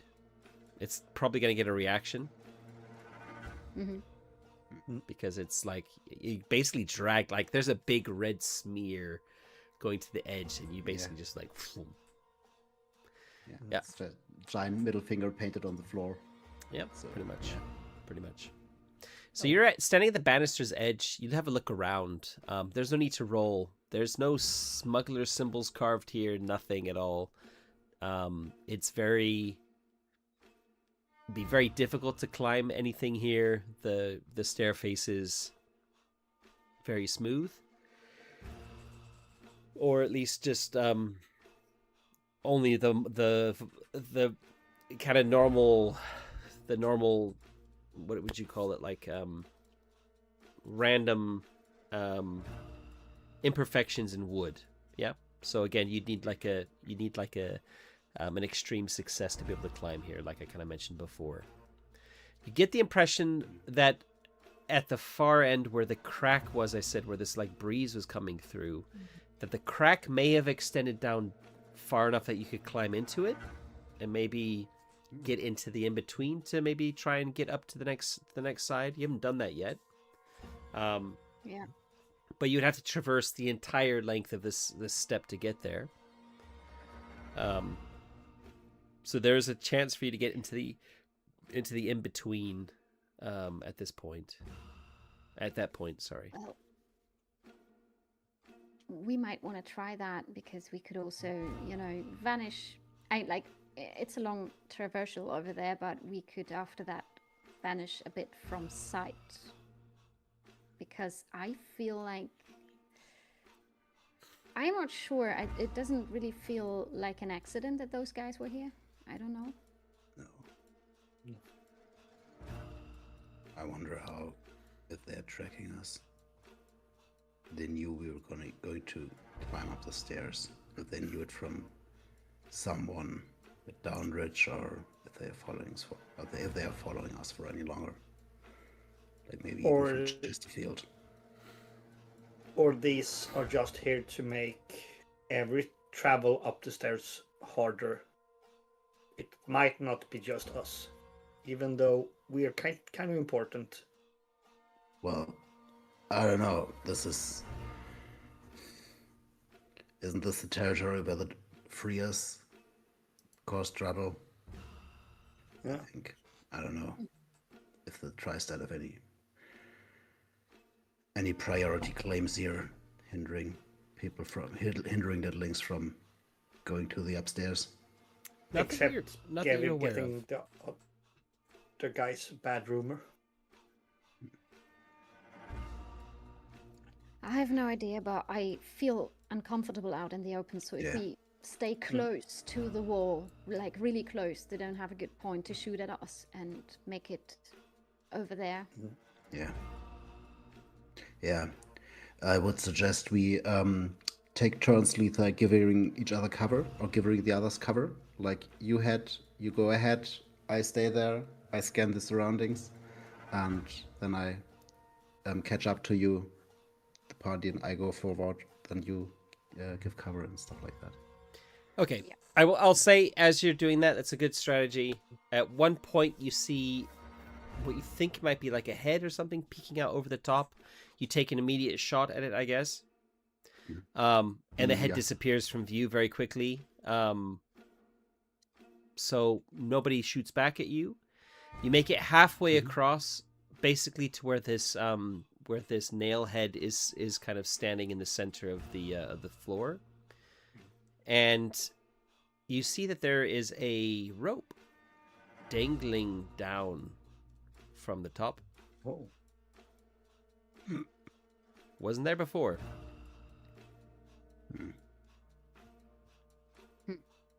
Someone's eager to talk to us or to bring this to an end. Yeah. What do you think? Probably one more ambush. Oh, well. I'm not so sure about that.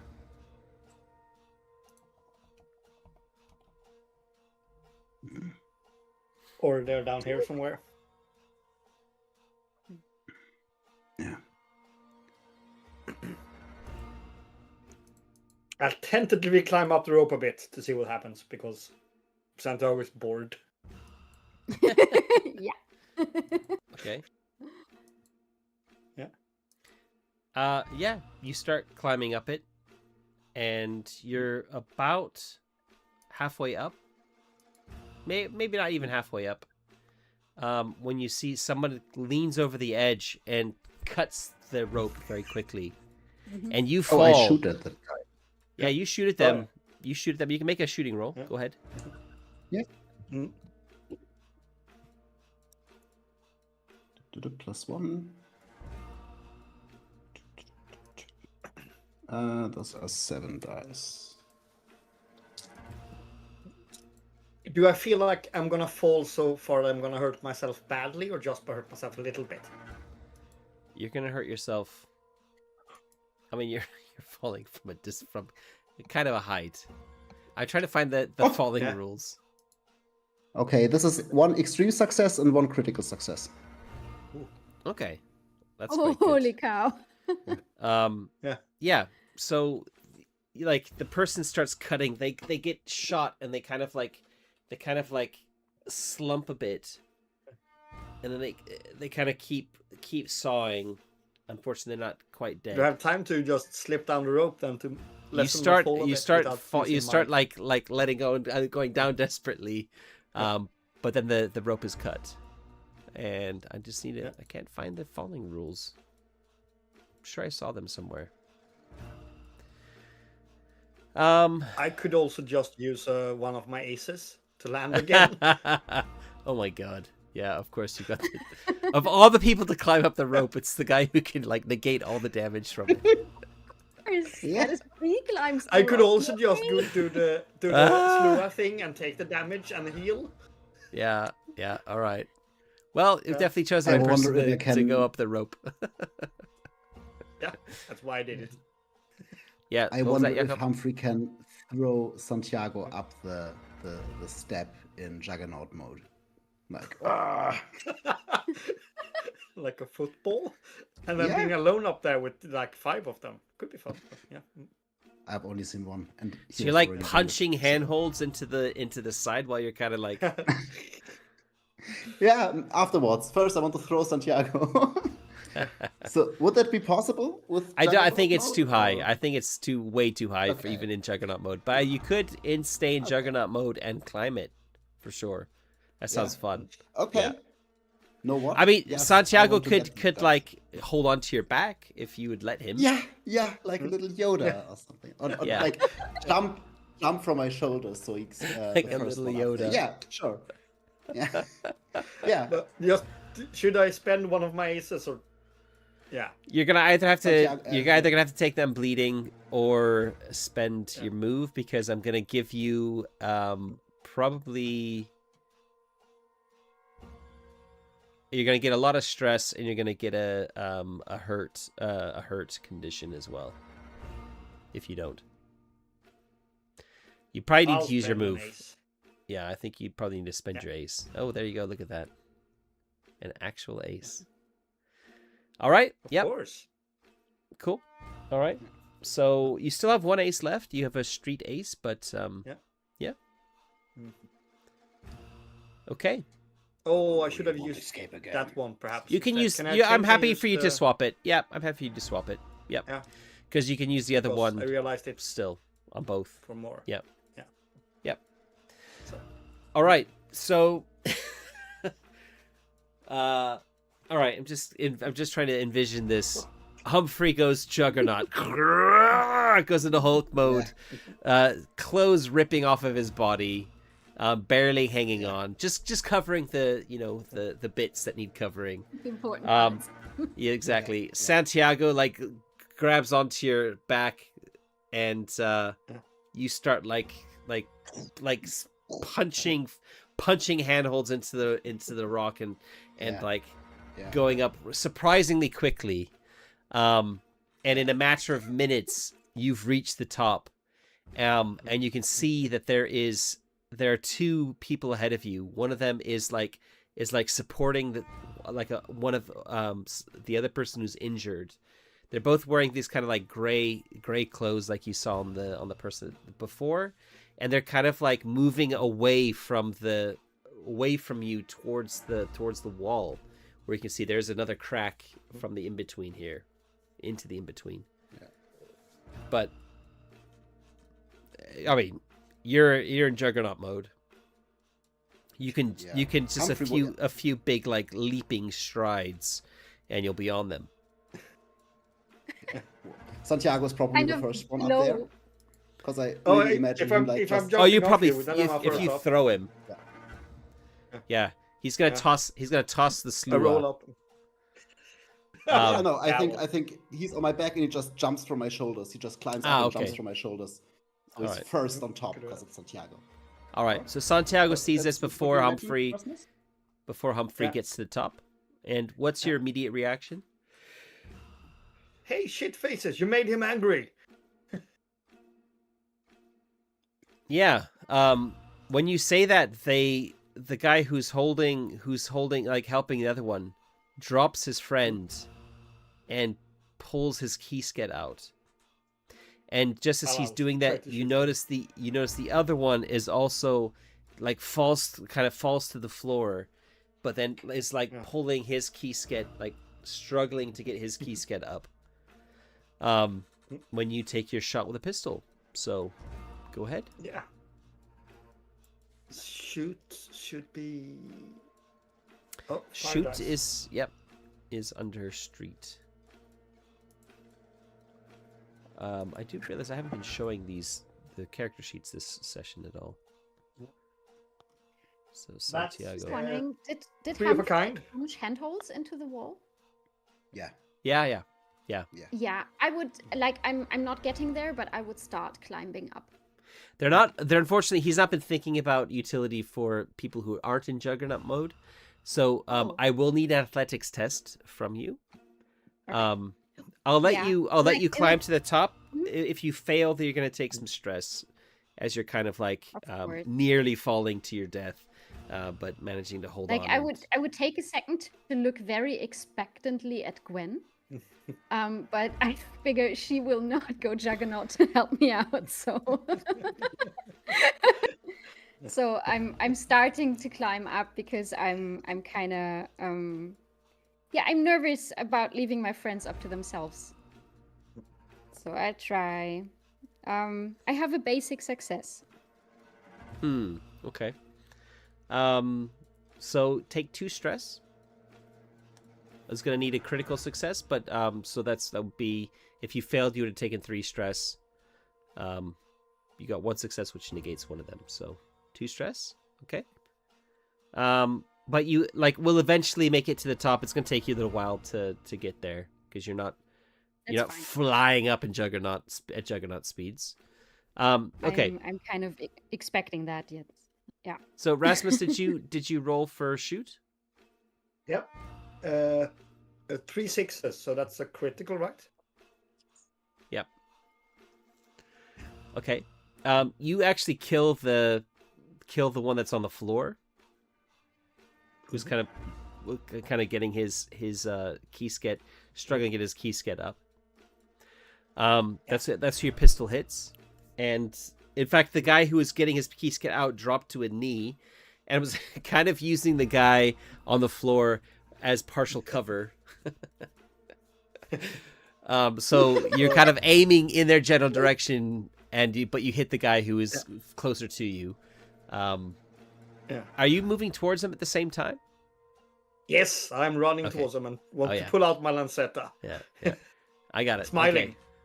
Yeah, like, oh, this is gonna be fun. Yeah. And so while that's happening, what is Humphrey doing? Yeah, Humphrey would arrive at the step after Santiago and just runs after him. When I'm close to Santiago, I just grab his cloak and yeet him to the 2 cowering there. Go get him, Stinger! Okay, we'll do that for the next round. In the meantime, I want a reaction roll from both of you to avoid him getting a shot off. So we'll just make it a straight up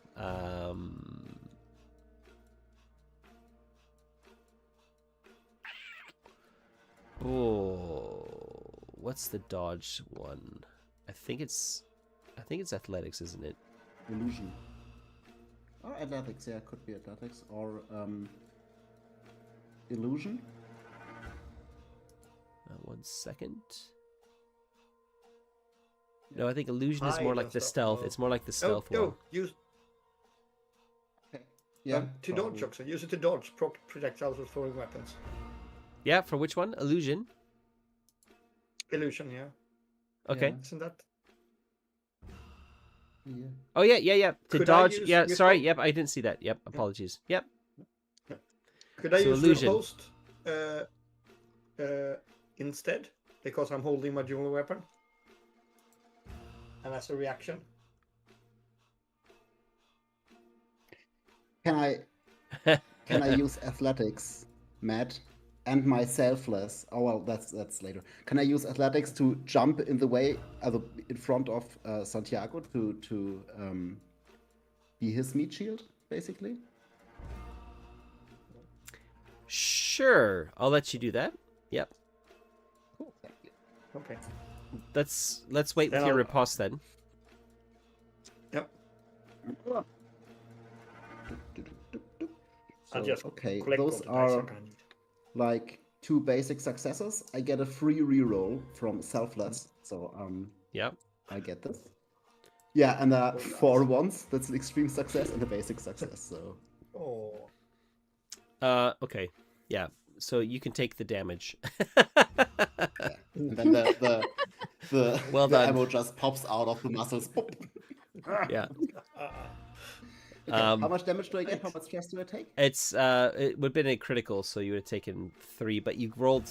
So I mean, this is kind of how, this is where it kind of like balances that out, right? So you would have had to have gotten a critical to not take any damage, but your action was to become a meat shield. Yeah. Just take 3 stress. I mean, this is going to be a very simple fight now. Yeah. And all you need to do is rest, and you'll clear all that stress anyway. So I don't see this being a problem.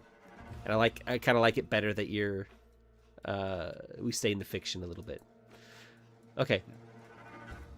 So Letha, you hear some shots going off as you're trying to climb as carefully as you can, but you kind of slip at one point because you're going maybe a little bit faster than you should. And you're gonna hear Gwen muttering below you, like, "Should I go Juggernaut? Should I not? This is really frustrating. I can't climb that.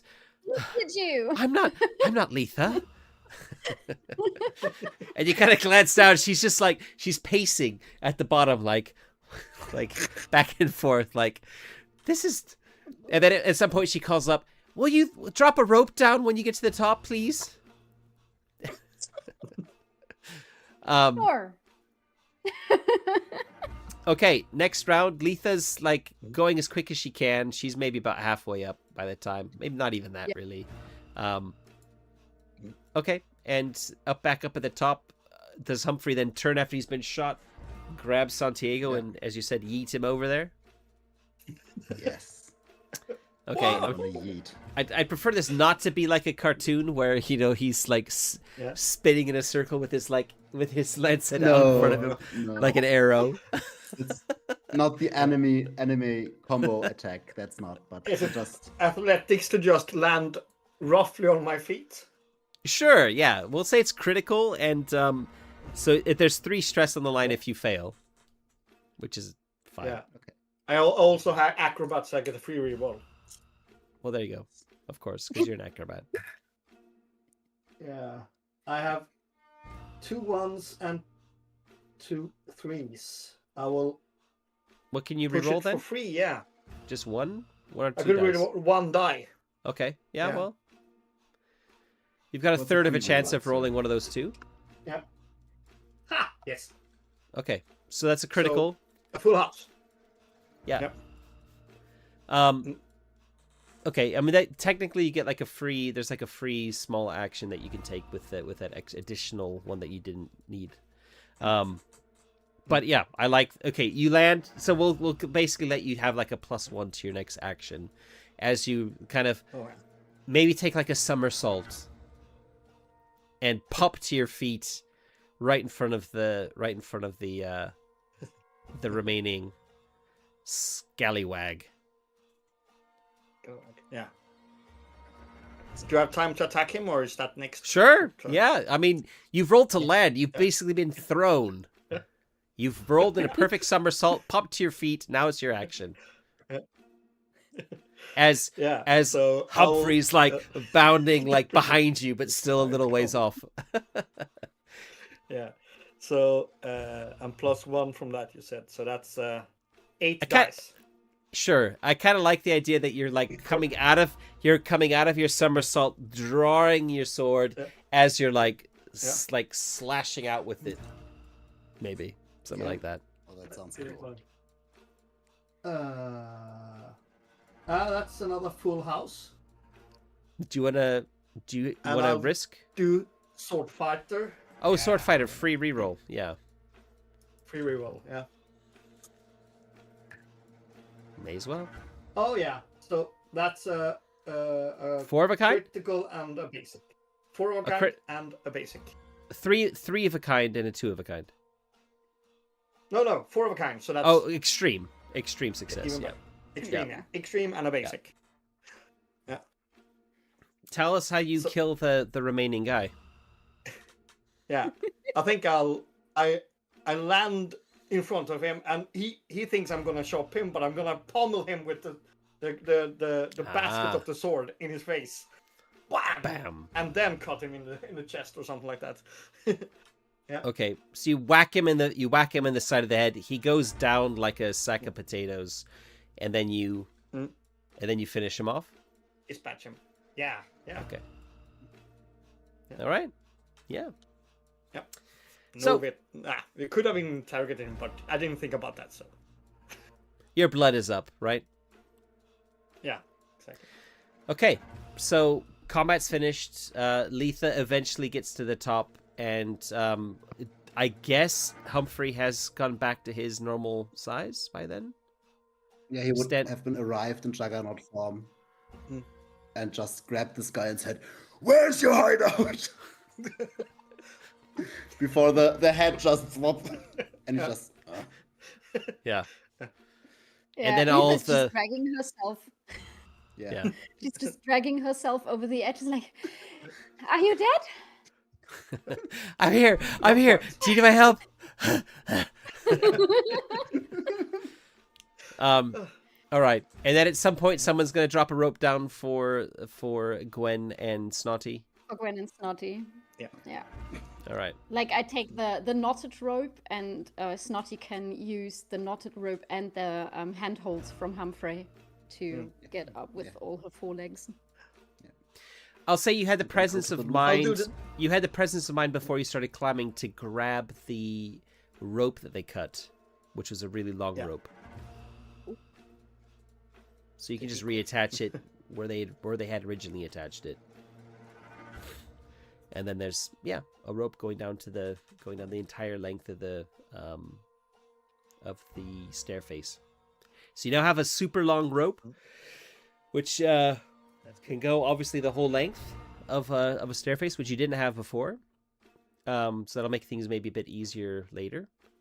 And everyone joins you at the top. We got 20 minutes left until the stream is done, so I think we can. I kind of want to stay at the top here where we're at this bit. Yeah, go on. What were you saying, Rasmus? I'm doing the Santiago thing. It's apparently a thing. What's the Santiago thing? Loot.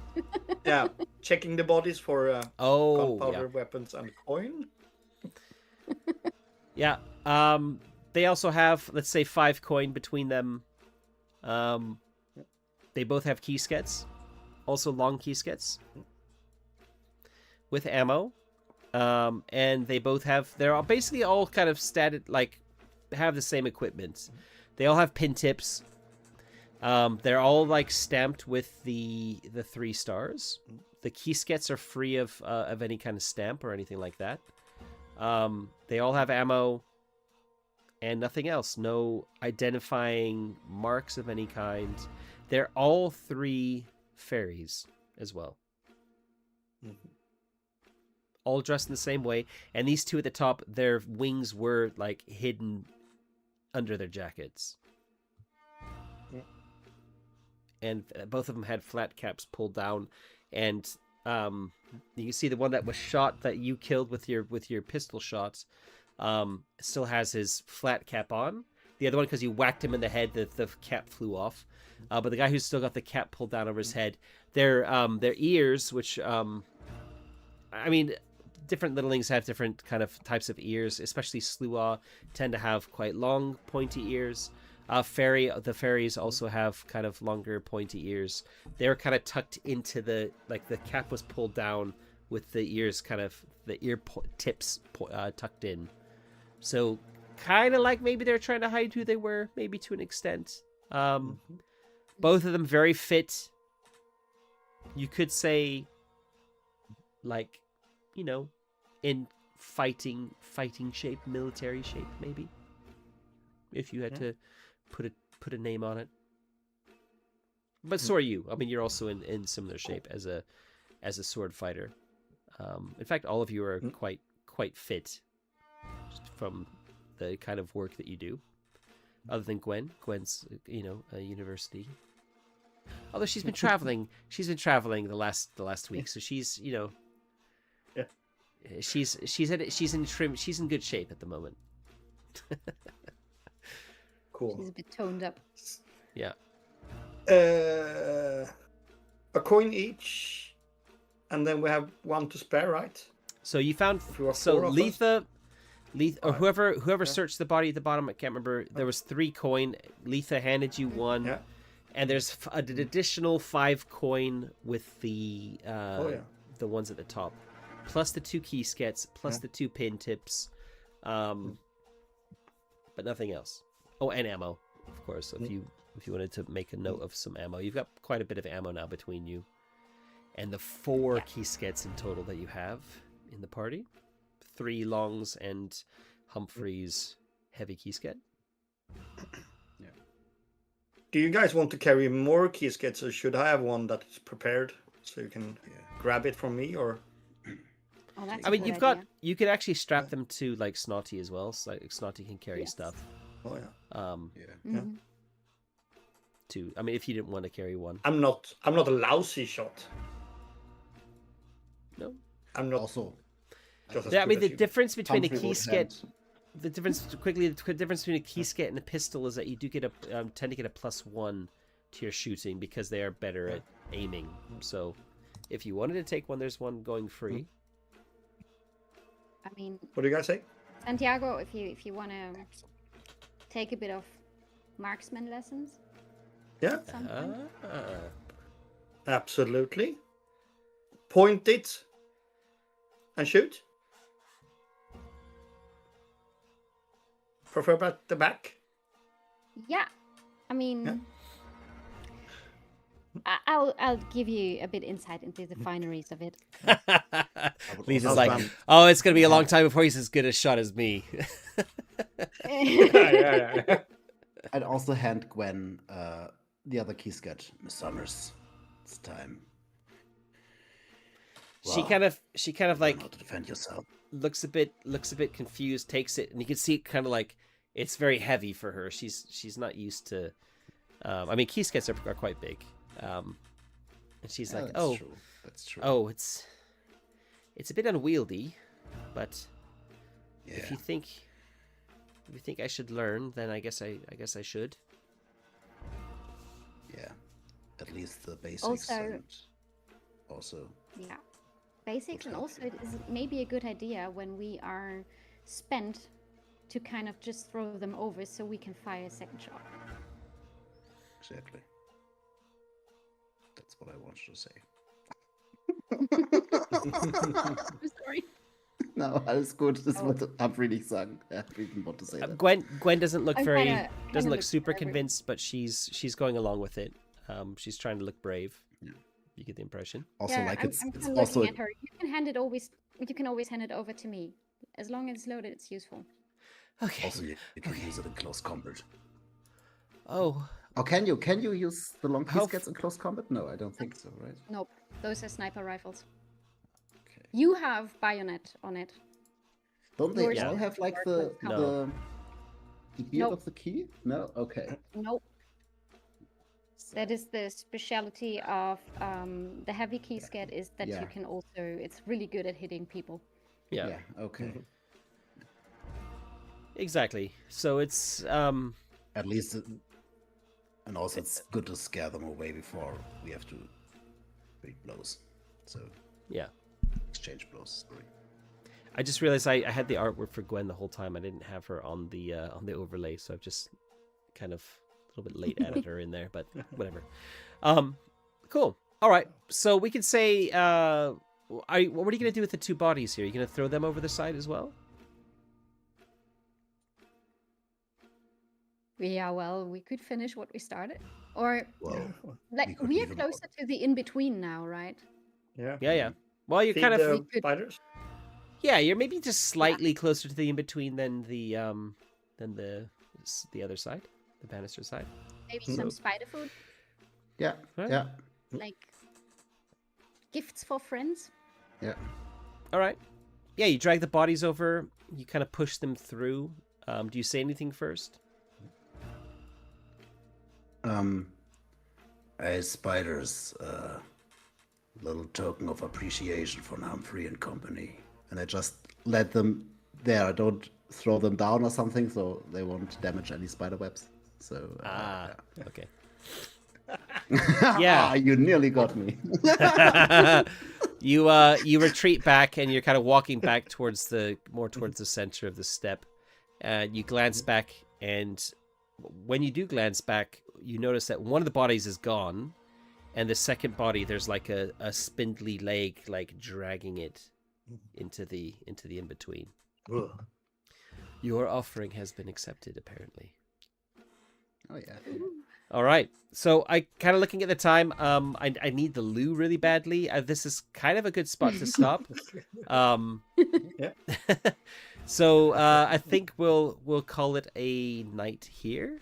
And yeah, I don't think you're quite halfway up the top, but we can say that it's you stop for lunchtime. All this stuff has happened, and maybe it's kind of just coming up to evening.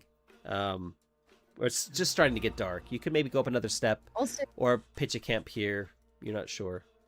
Humphrey, you also have an exhausted status right now, right? I After got Juggernaut, tired, you're pretty but- much done. Yes, right? I, you I need to marked camp. tired. Exhausted is not. Yeah, but I wanted to propose Letha for an ace. Is it possible for the Fantastic dice rolling. fantastic Jack- marksmanship? Yeah. Yeah. Okay, I've The wrote it problem is down that as an she's experience. full of aces. Oh, what a shame.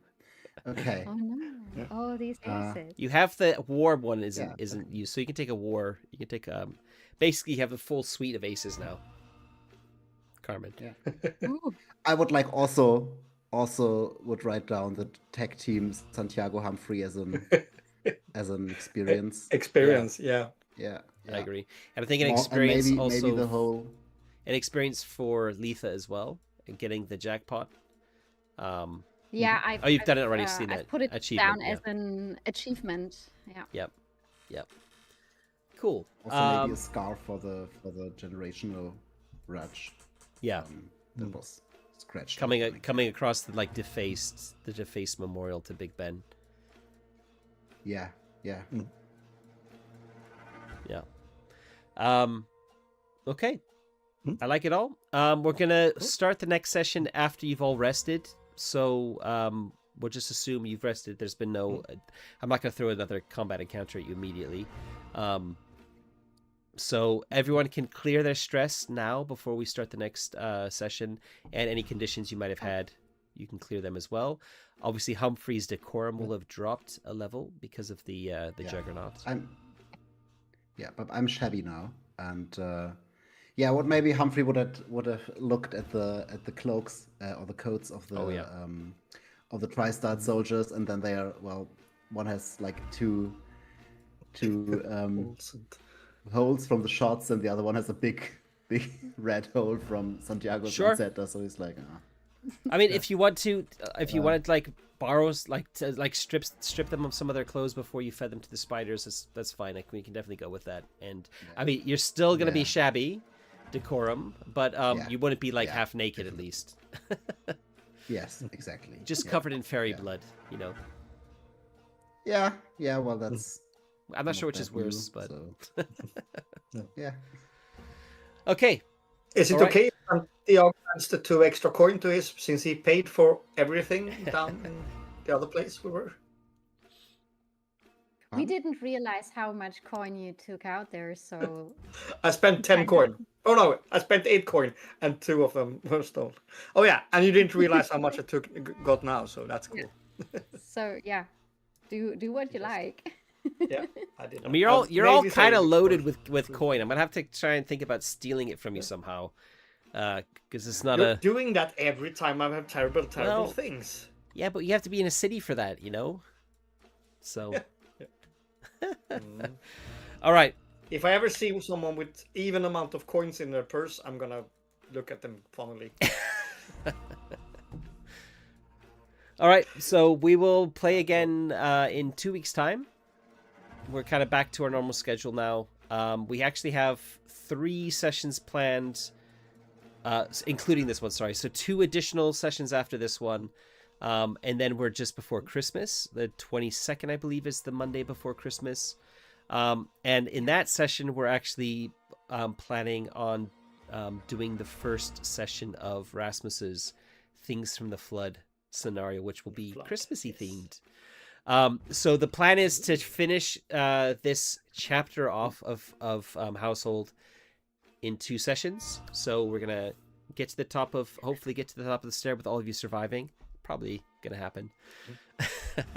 And then we'll spend the last session kind of in and around Top Ridge, and then we will have the end of the chapter finishing there. And yeah, the scenario, the mystery that Rasmus is running will be more than a single session. It'll probably be, I don't know, a handful of sessions in total.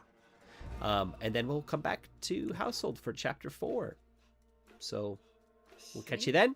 We're back again, as I said, in 2 weeks' time for the next session, climbing up the stairs. And yeah, this is fun. I'm looking forward to seeing what other stuff you come across, and yeah, what happens.